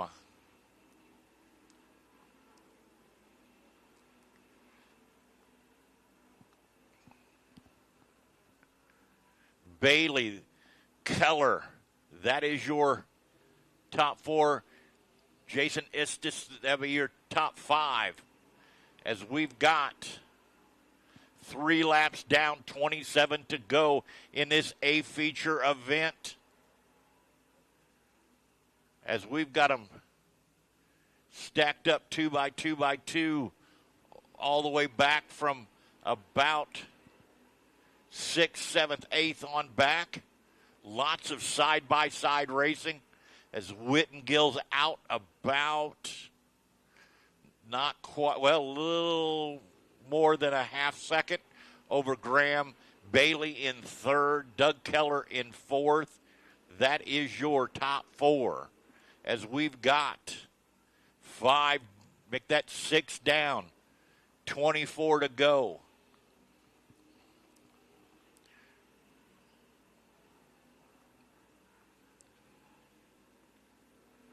Matthew, Lance, Foot, both Deary up, having a great run here from the back. As we've got the 14 machine of Todd Staley off the racing surface into the infield, going to call it a night.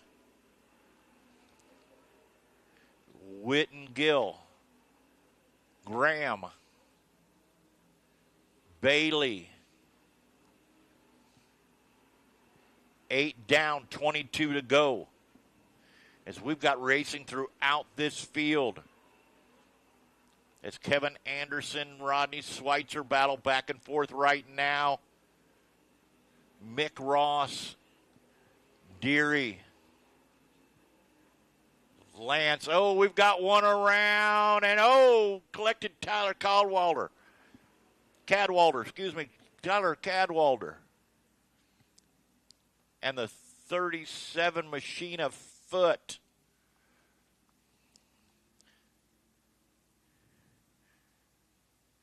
Trying to refire that car. A little bit of flame out the bottom. As Tyler had nowhere to go as Foot got around. As we've got 9 laps down. 21 to go. But since the green stopped, that 91J machine has been on a mission.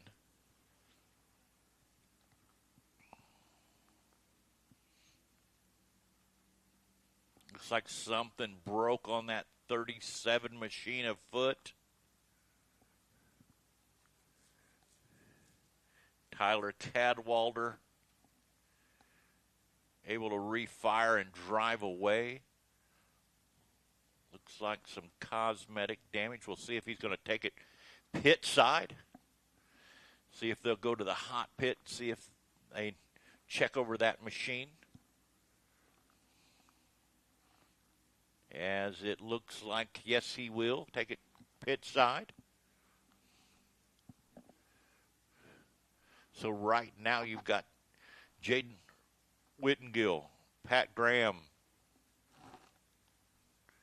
Shane Bailey, Doug Keller, Jason Estes. That is your top 5. Again, got 9 laps down, 21 to go.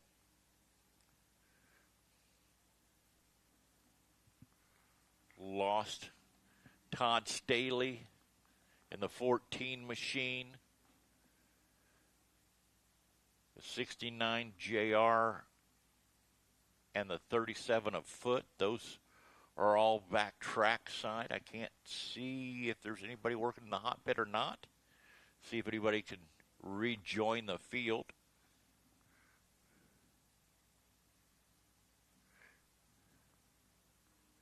As Race Command is trying to get the lineup correct, it does look like it is. Looks like Graham going to the inside and Bailey to the out, and they'll stack up 2 by 2 by 2 behind them. Again, 9 laps down, 21 to go.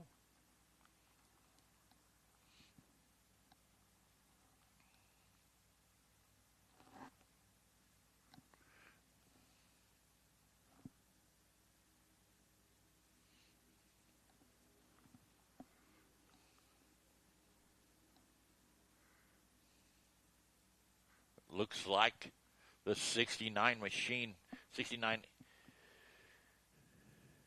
ER machine of Tyler Cadwalder going to be able to rejoin the field. Think we're going to give him the 1 to go this time by, and yes, we will. Caution lights are out as we've got 9 down, 21 to go in this USRA Ironman. feature event.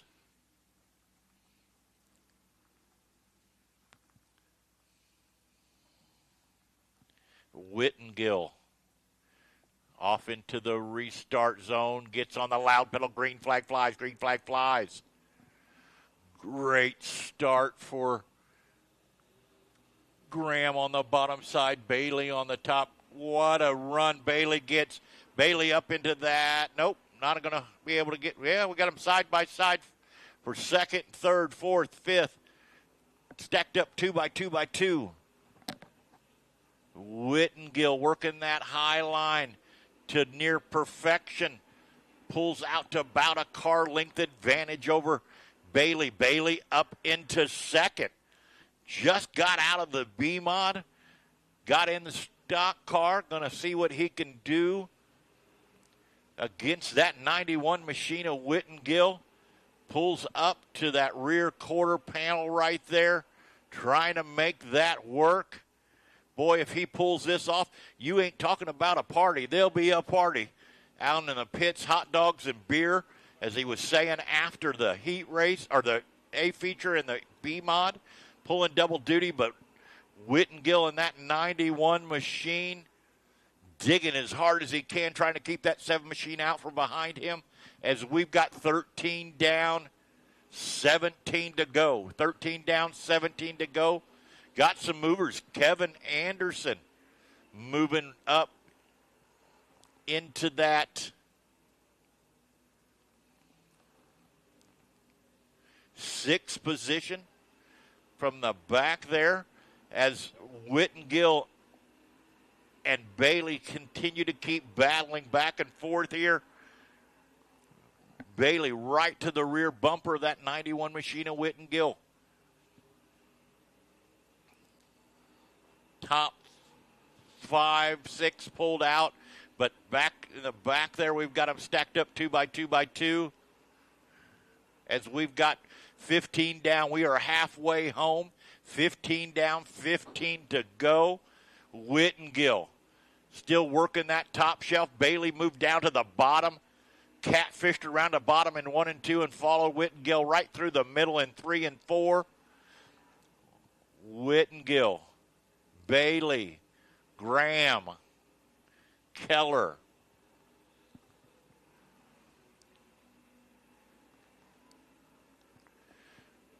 Yeah, pulls up to the rear bumper there.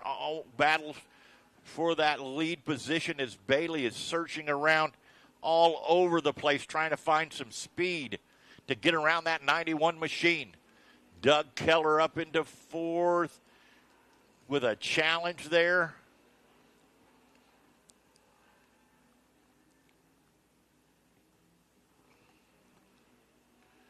As we've got them racing that 7th, 8th, 9th, 10th. Well, you could throw a blanket over them. You got Deary, Ross, Estes, Anderson, Schweitzer. As we've got a battle for the lead going down the back stretch. The 91 able to hold off that 7 machine. 7 machine battles back right there to this rear bumper.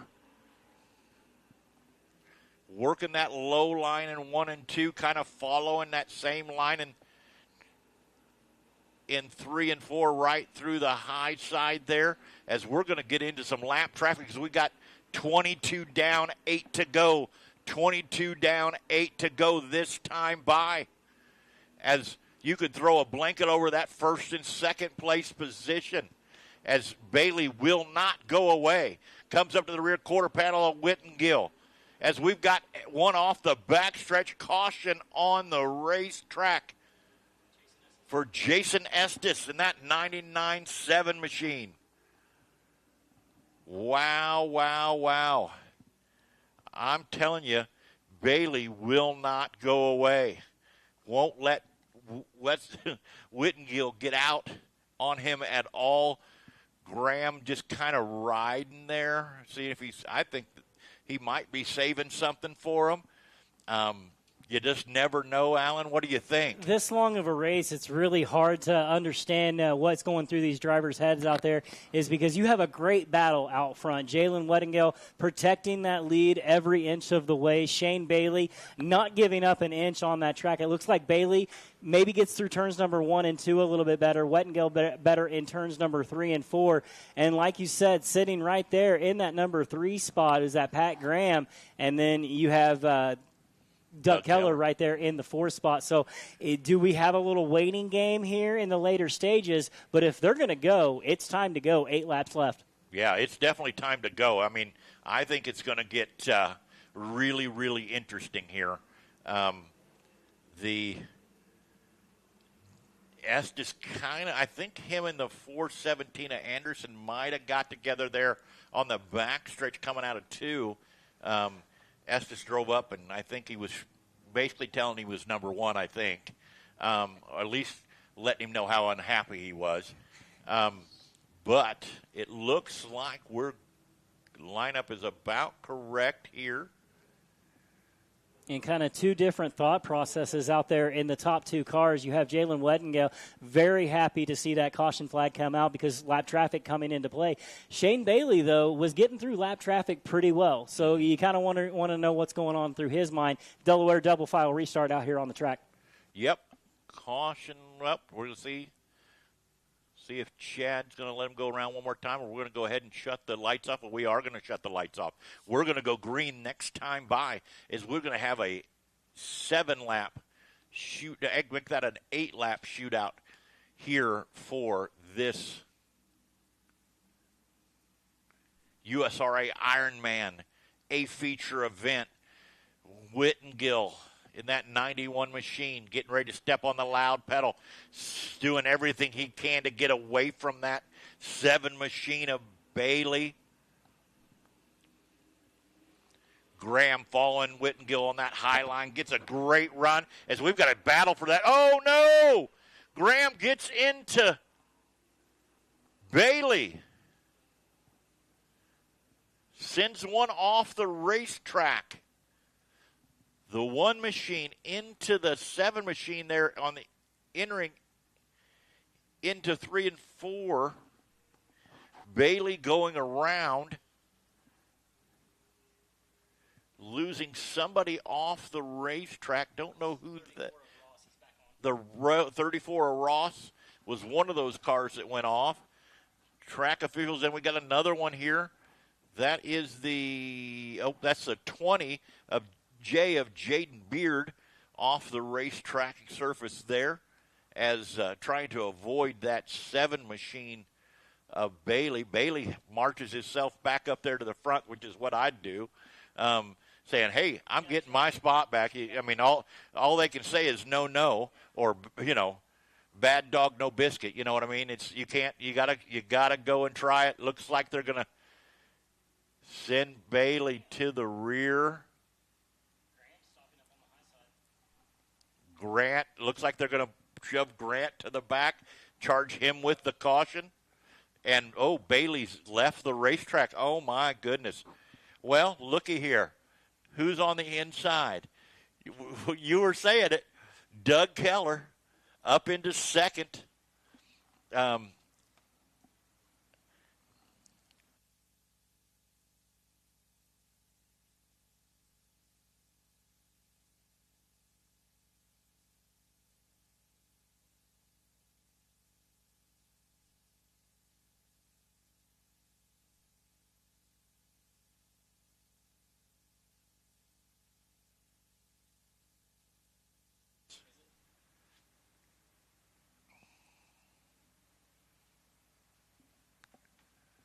Bozak up to third. Keller in second. That's what I'm seeing. Graham charged with the caution. Sent to the tail. We've got some misfiring of some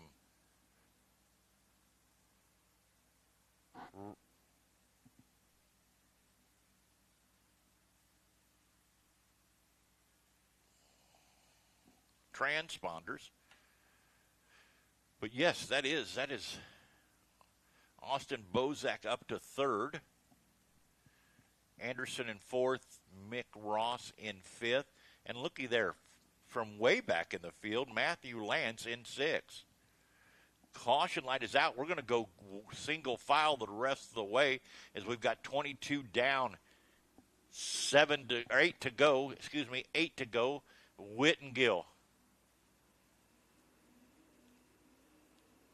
Doug Keller. Whittengill, high side hustling. Look at that. Austin Bozak gets a great run. Challenging Doug Keller for that second place position, and he makes it stick.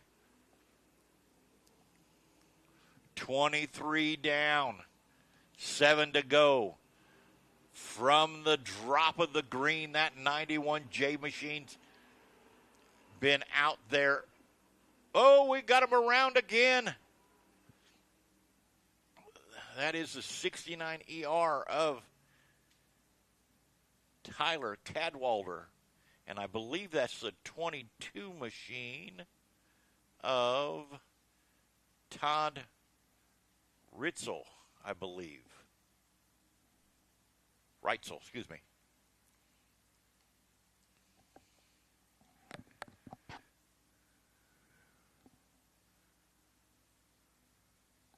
Did not see what was happening there as I was watching that battle for second and third. Austin Bozak up to second over Doug Keller. Had a great restart.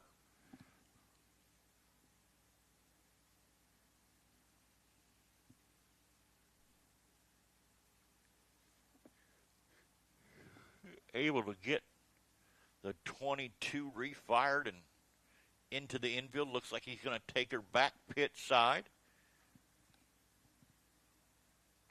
As we'll see if Tyler Cadwalder can get that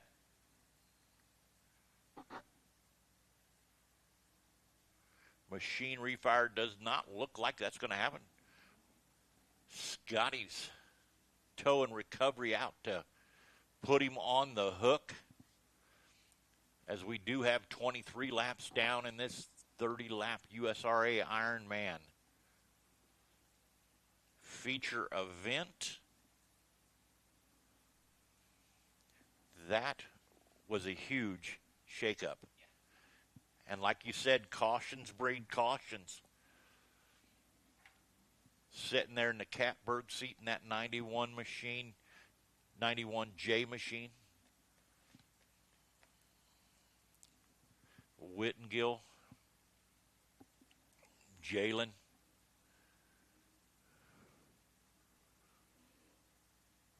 but Austin Bozak has come out of nowhere up into that second place position. Did he hold back enough to see if he can get around that 91J machine? Mick Ross up into fourth. Still enough time with 7 laps remaining. They could change the lead 7 times, you know, Alan?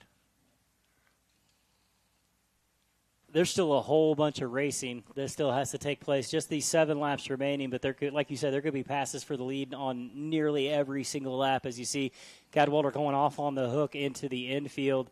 I've been keeping my eye on that top 3, but I tell you what, on one of the fastest car on the track may be that car number 34 of Mick Ross as he moved into that 4 spot. Anderson back behind him, Matthew Lance right there, Rodney Schweitzer.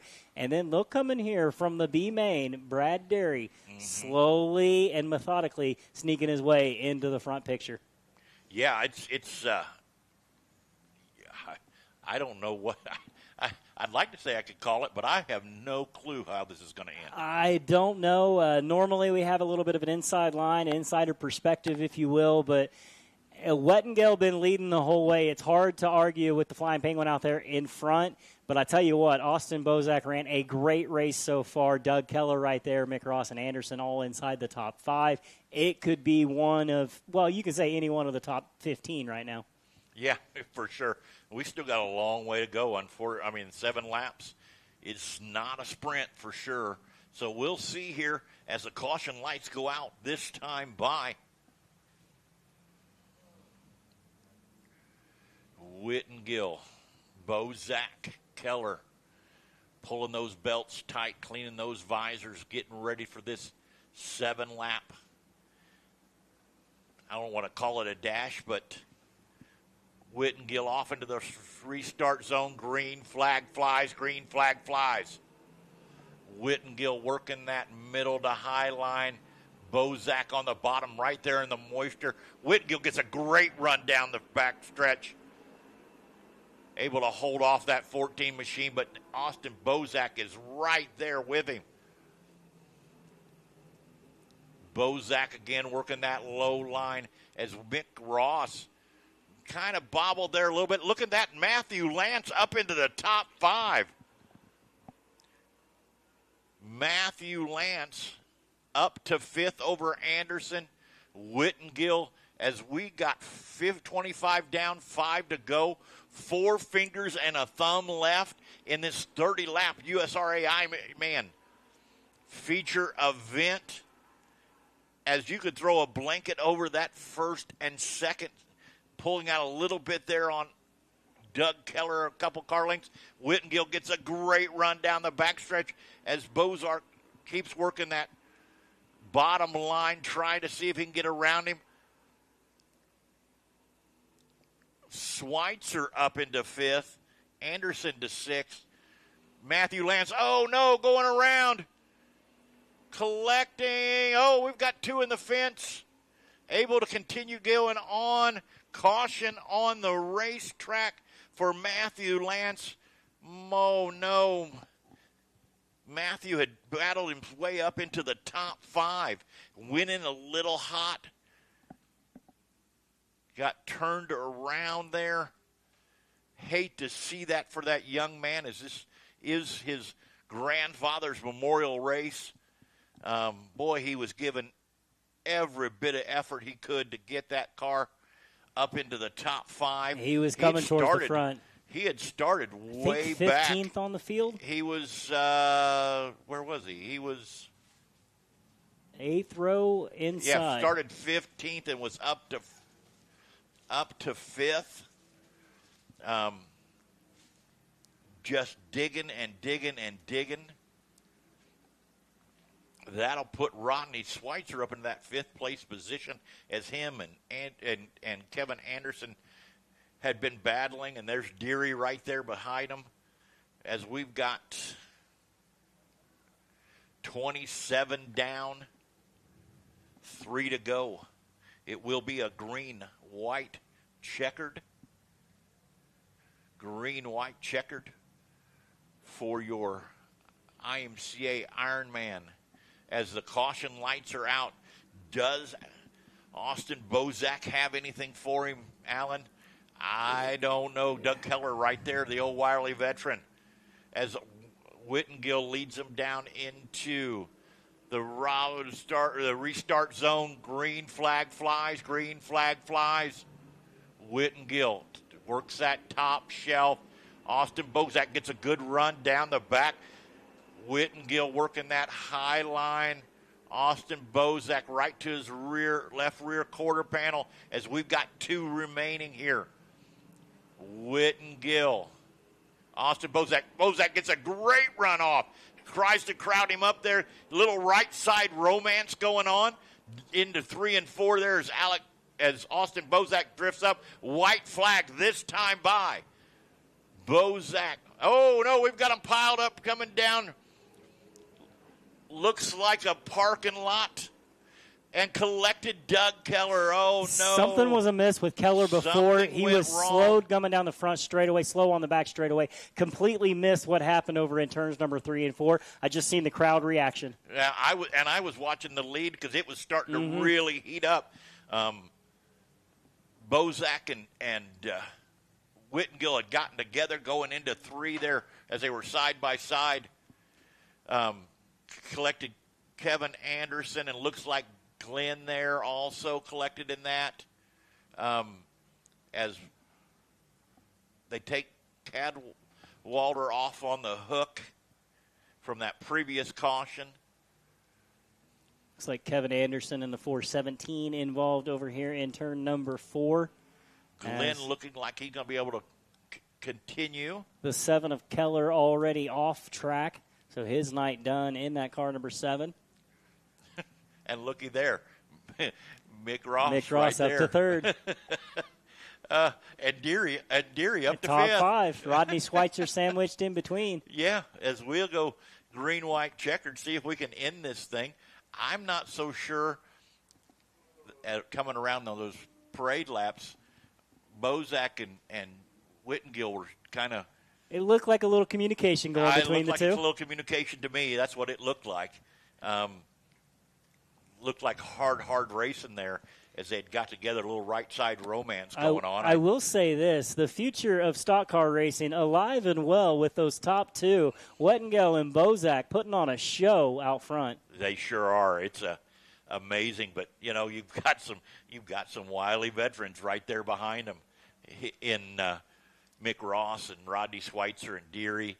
I still don't know. I mean, we were talking about it last caution, like, we'll figure this out. Yeah. But I don't think we're going to be able to figure this out, as we're going to go one to go this time by, as we'll go green, white, checkered. As they're going to have to settle it, 2 laps remain. Big money on the line here with USRA Ironman stock car class here at US 36. Who's it going to be, Alan? Don't ask me that. I have no idea. I'm going to say that number 91 is going to hold him off. He's looked pretty stout out there. He's been stout. Whittengill leads him off into the restart zone. Green flag flies. Green flag flies. Whittengill runs right through the middle, goes up there against the cush. Austin Bozak gets a great run down the backstretch on the bottom there. Follows Whittengill right in through the middle as we've got 1 to go this time by. 1 to go this time by. Whittengill to the top side. Austin Bozak to the bottom. Oh, they come together. Austin Bozak.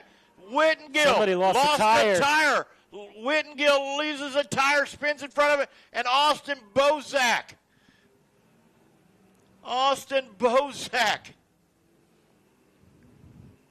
gets it done on the final lap. We've got him parked here on the front stretch. Looks like Mick Ross facing wrong way here against the wall. Matthew Lance and the 12. Matthew Lance as well. Whittengill's getting out of the car. He is pissed. Excuse my language, but he is not happy. As I'm going to head down to Victory Lane. Going to be an interesting Victory Lane as Sean heads that way. I don't know who they're going to give it to. Are they going to call it on? Oh, he's taking it off of that car. As Austin Bozak heading into Victory Lane. Goes through the scales.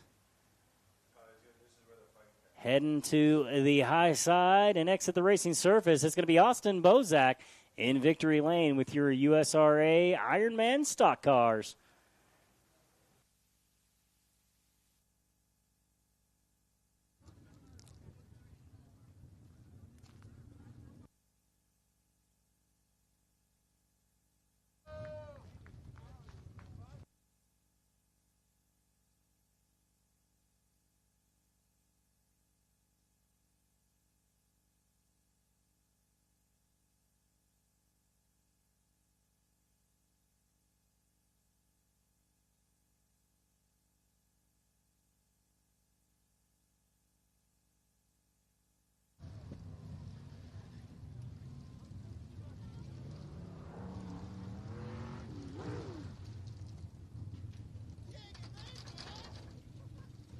Getting out of the car.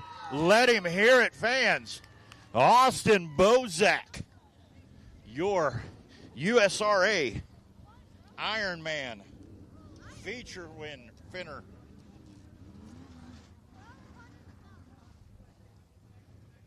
Well, what do you think there, young man? I don't know, man. It's stock car racing. You got to do what you got to do to win stuff like that. You put money up, you're going to race hard. So, I don't know. Sorry for Jalen. I mean, I probably shouldn't have plowed me under caution. I would have drove him so hard. Yeah. Well, who do you got to think to get you up and down the road makes it possible for you to do this every week? Oh, my God. There's a list of people. Let me have this thing. We got Oberlin, Moport, Christie, Generation Buildings, Graphics, King, Graver Outdoors, Happy Rexing, RDR Race Cars, Lamondre Motors, Swastika Trucking. Oh, my God, there's a list. Are you out of breath, young man? Yeah. Well, tonight's Ironman feature winner, bringing home the big bucks, $1,200 to win, Austin Bozak. Alan, back up to you, my friend.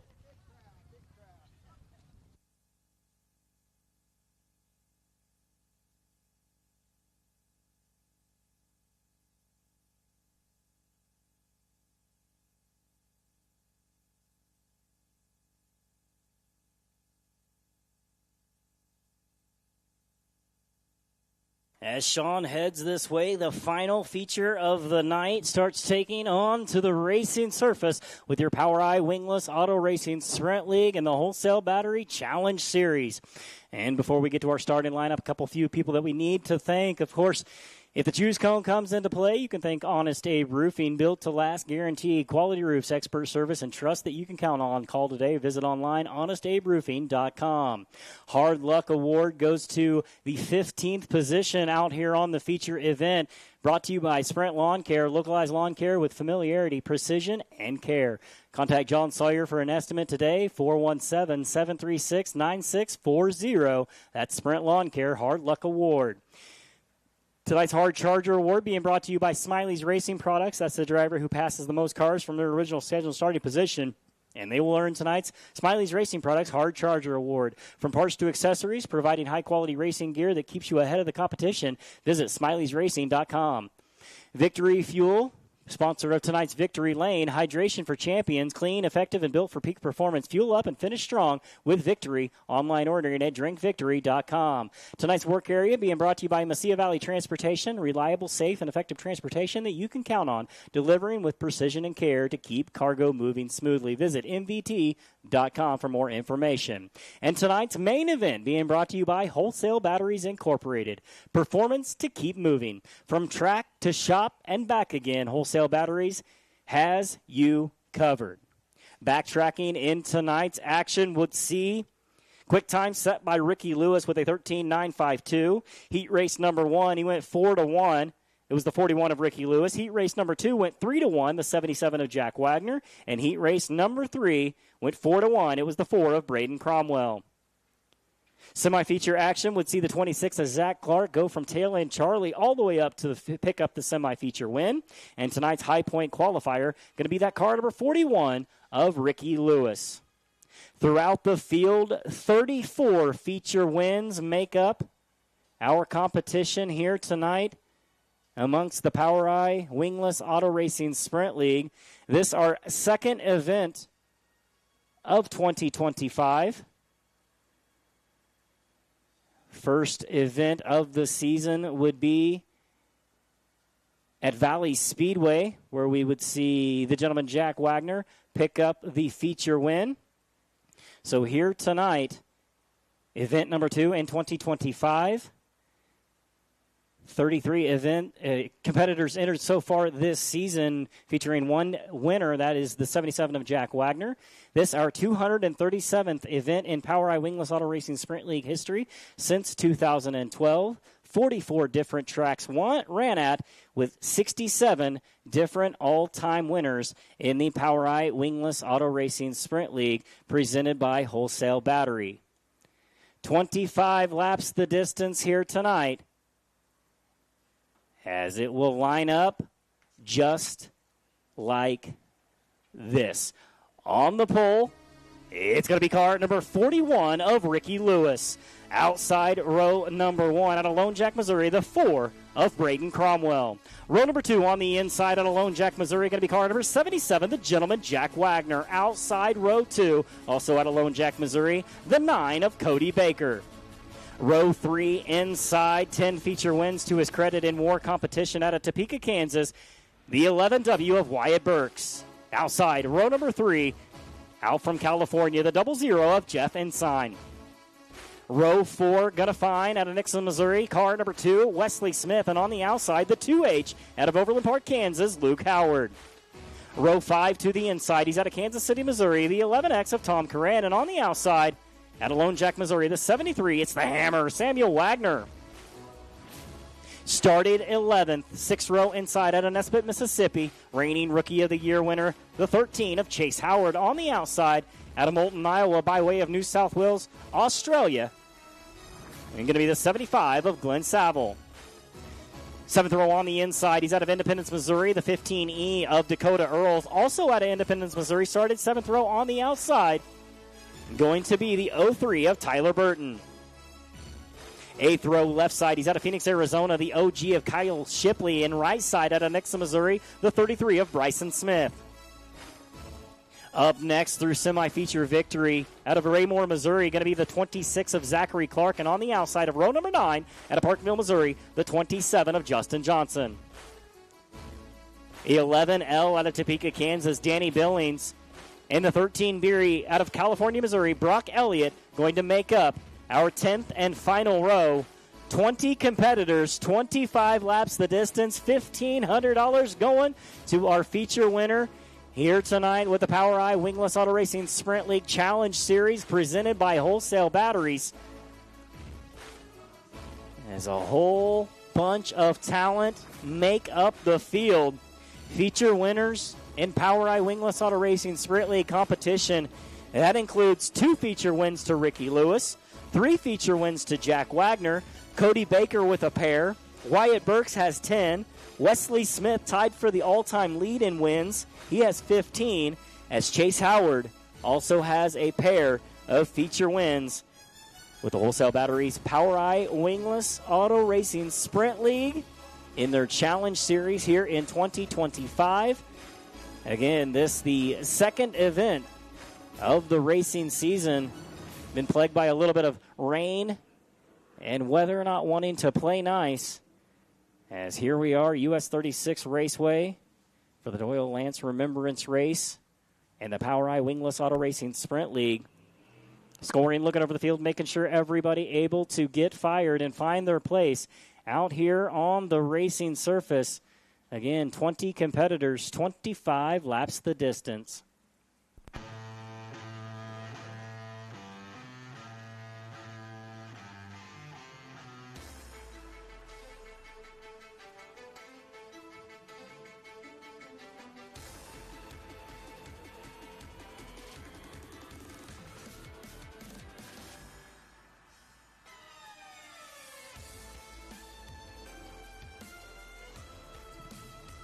As everybody finding their placement on the racetrack. Ricky Lewis and Braden Cromwell in row number 1. Jack Wagner, Cody Baker, Wyatt Burks, Jeff Ensign, Wesley Smith, Luke Howard, Tom Curran, and Samuel Wagner all inside the top 10.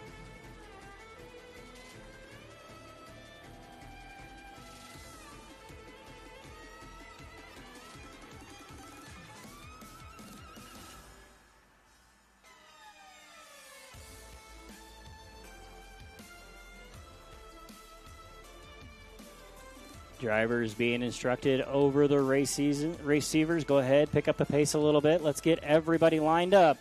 As drivers getting the one to go signal this time by from Chad down there in the flag stand. Our air traffic controller here tonight. As the lights go down, the field is set. Going to be looking for green flag racing coming off turn number 4. As we batten down the hatches and hold on tight, this is war. The lights go down. The field is set. Ricky Lewis on the inside. Braden Cromwell on the high side.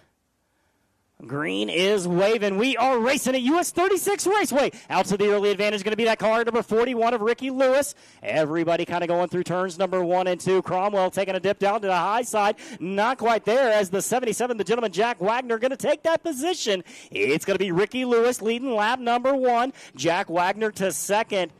Braden Cromwell, though, not happy about it. He's going to look to the inside in turn number 1 and 2, not quite there. Cody Baker way up high. That's going to open up the door for the 11W of Wyatt Burks. Burks into 4th. Baker back to 5th. As a couple cars coming down to the infield, it looks like Justin Johnson down into the infield as we stay green flag. Everybody finding their place out on the track for the lead.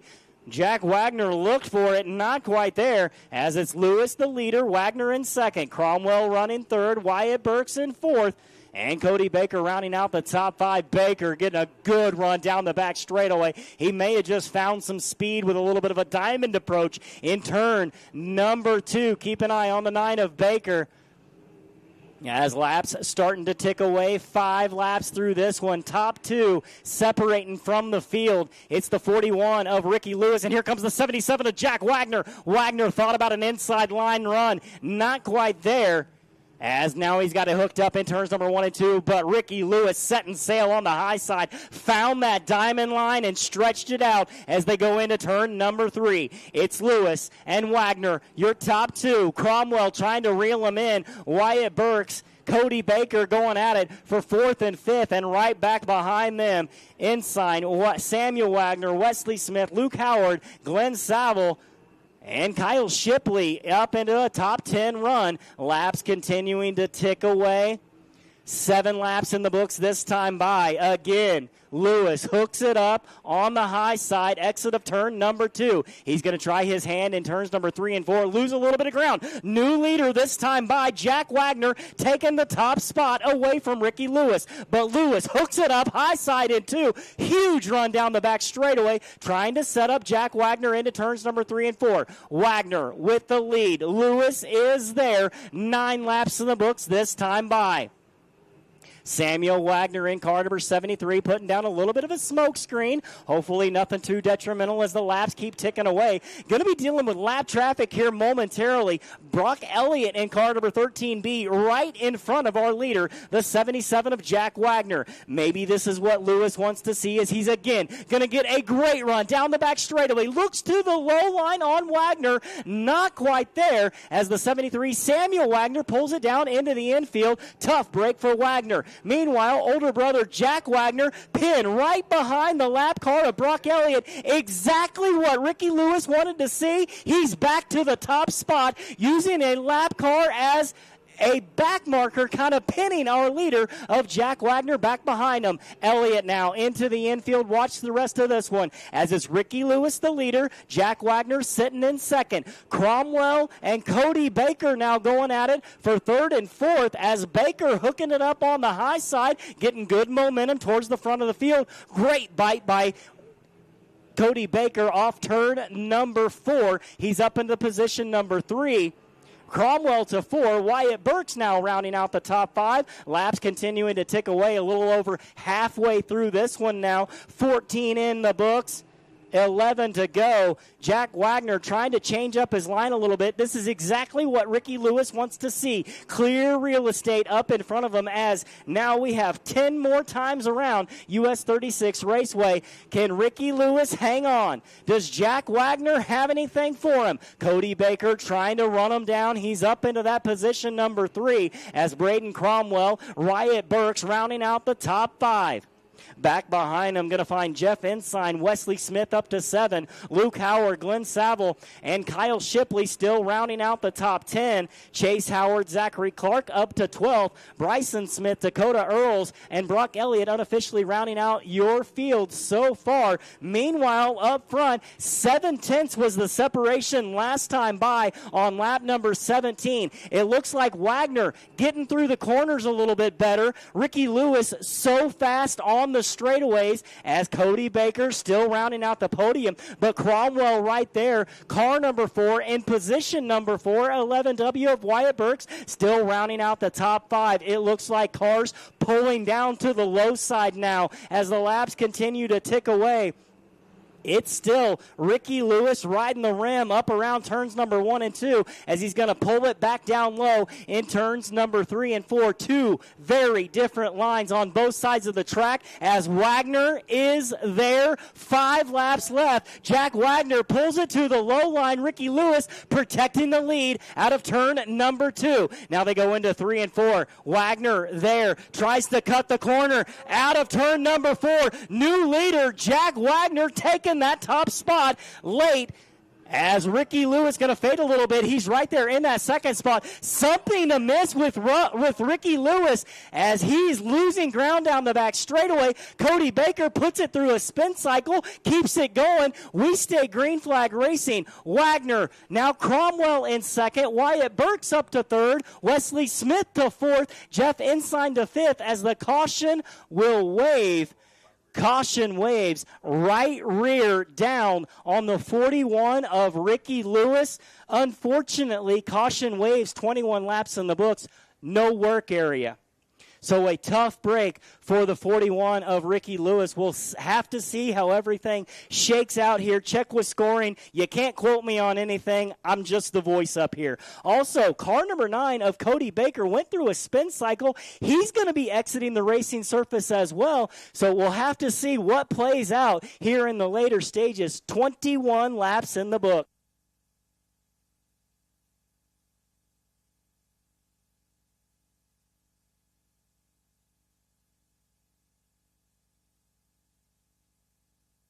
So I understand we have a driver up here in the grandstands that has their transponder in your pocket. So if you're a driver that has competed in the previous classes, we need you to take your transponder back down into the pit area.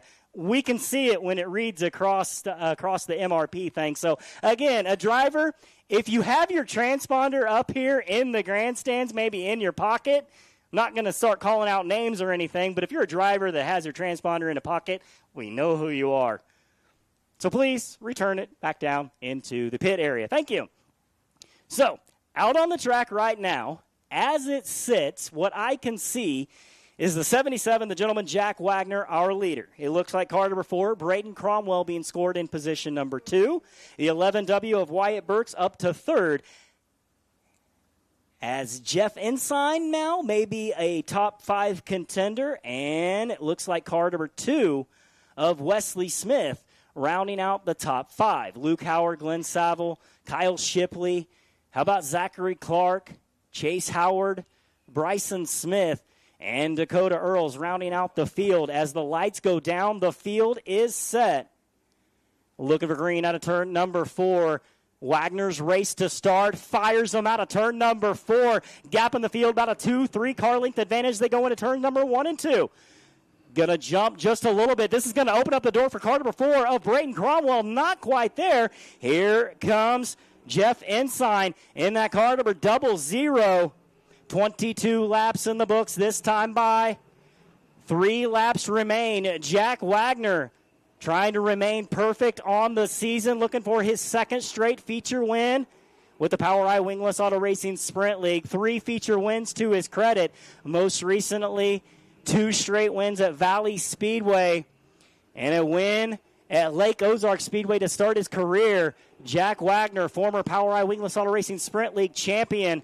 Out front, white waves one more time around. Wagner leads. Cromwell, Ensign in 3rd. Wyatt Burks in 4th as Wesley Smith rounds out the top 5. Luke Howard on the outside looking in. Through 3, out of 4 for the 4th time in his career. Car number 77, the gentleman, Jack Wagner, feature winner with the POWRI Wingless Auto Racing Sprint League. The 4, Braden Cromwell finishing in 2nd. Jeff Ensign in 3rd. Wyatt Burks in 4th. Wesley Smith 5th. Luke Howard, Glenn Saville, Kyle Shipley, Zach Clark, Chase Howard in the top 10. Dakota Earls, Bryson Smith, Ricky Lewis, Cody Baker, Brock Elliott, Samuel Wagner, Tom Coran, Tyler Burton, Justin Johnson, and Dane Billings unofficially rounding out the field. I'm going to head down trackside to get a word with the gentleman, Jack Wagner.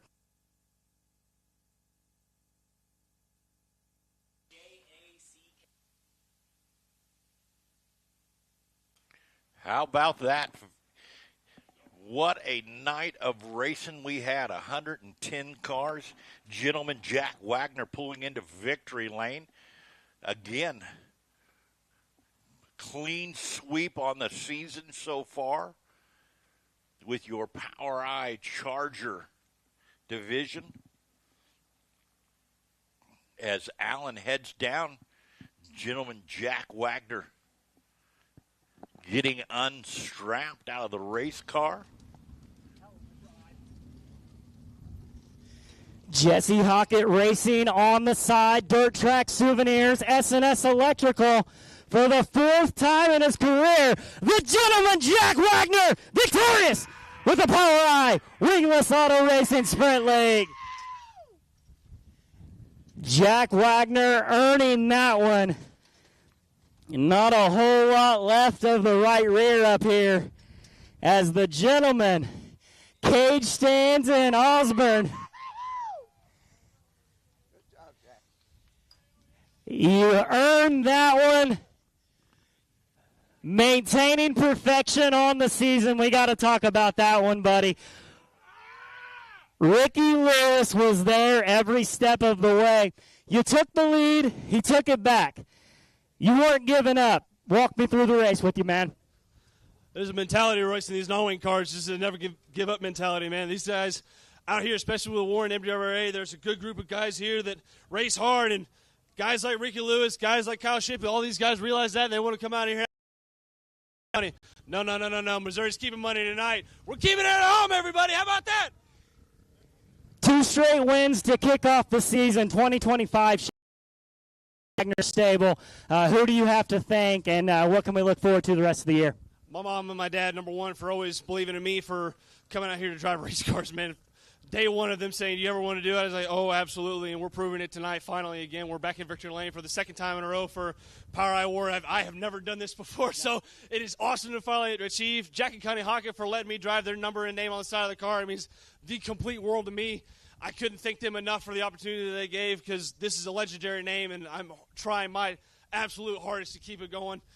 KC Platinum, S&S Electrical, Dirt Track Souvenirs. Terry Ford's been a really good contribution to the team for the last 2 seasons now. Sherbrell Suspension put a really good tune on for the shocks tonight, especially on a racetrack that we did not expect coming to US 36. I've watched every World of Outlaw race in person live since, I want to say 2019, since they've been coming here, and this is the exact opposite of what I was ever expecting. I've watched the MWRA crew come here and put on really good shows. That's a new one for me, but we conquered it. We did everything we could. Wagner Boys Racing, Jefferson Street Storage, Rob Lewis Painting, everybody that's on the side of this race car deserves so much praise, and just couldn't thank him enough. Justin Lawson and his wife, you guys coming on really late this year, but you know what? You guys are making the most of it. I'm excited to have everybody on. I'm excited to keep this going for the rest of the season, and Mother Nature, stay away so we can have some fun, huh? As Kenny Brown has your hat and neckband feature winner again here tonight, it's the gentleman, Jack Wagner. 2nd place, Braden Cromwell. You were right there every step of the way. Hard-fought effort. You grabbed a heat race win early. Maybe later in the race, the car started coming into its own. You think you had anything for Jack? You know, I will say it sucks losing to a kid that you went to high school with. No, seriously, though, it was a good race. I didn't exactly know what the track was going to do. You know, as soon as I saw the rubber on the bottom side of the racetrack, I knew I was going to have to play the rubber game. You know, just wait it out, wait for a mistake, and hopefully you don't blow up a tire. But, you know, Jack was running it hard. I give all the props to him in the world. You know, it's just one of those things. I think this is a pretty good podium. It was a stacked field tonight, so I'm happy. A very stacked field. What is it about the high brakes that brings out the best in you? Flat out. Flat out, no left. Congratulations again, Braden Cromwell, your runner-up finisher. Congratulations again, an outstanding podium placement. You come into the Midwest here. What did you think of the High Banks US 36 Raceway? I think it's shaped pretty badass. It'd be fun to come here on a juiced-up night and make some mile per hour, but unfortunately, you know, you get the tires and stuff like this, but to get a 3rd out of that, I'll be happy. I'll take that home. I was just hoping for a few more laps there. We might have been up front there. You had it coming midway through the race. It looked like the car really came into its own. Yeah, half the time when it's playing rubber like this, you just kind of be patient. You know, you're not going to drive past these guys when we're all doing the same speed almost. So I was just taking care of the tire, and, you know, these guys, and a few guys you saw blow them. So, you know, it's just patience. Can we expect to see maybe more of you throughout 2025? We'll see. I'll be bouncing around throughout the year, so we'll see. Congratulations again. I got to thank Quick Time Electric and Amanda over here for putting. She's our track mom and always been there for us. You got to give the shout-outs. I understand. Thank you, man. Congratulations again. So, race fans, I want to personally thank each and every one of you for coming out here tonight. For Sean up there on the sticks, we gave it away for free here on YouTube. And the gentleman victorious once again. Let's hug it out. Congratulations. So, race fans, I'm going to go ahead and sign off. Good night. Take care. Peace. We'll see you next week right back here at US 36 with wings on the top. See you then.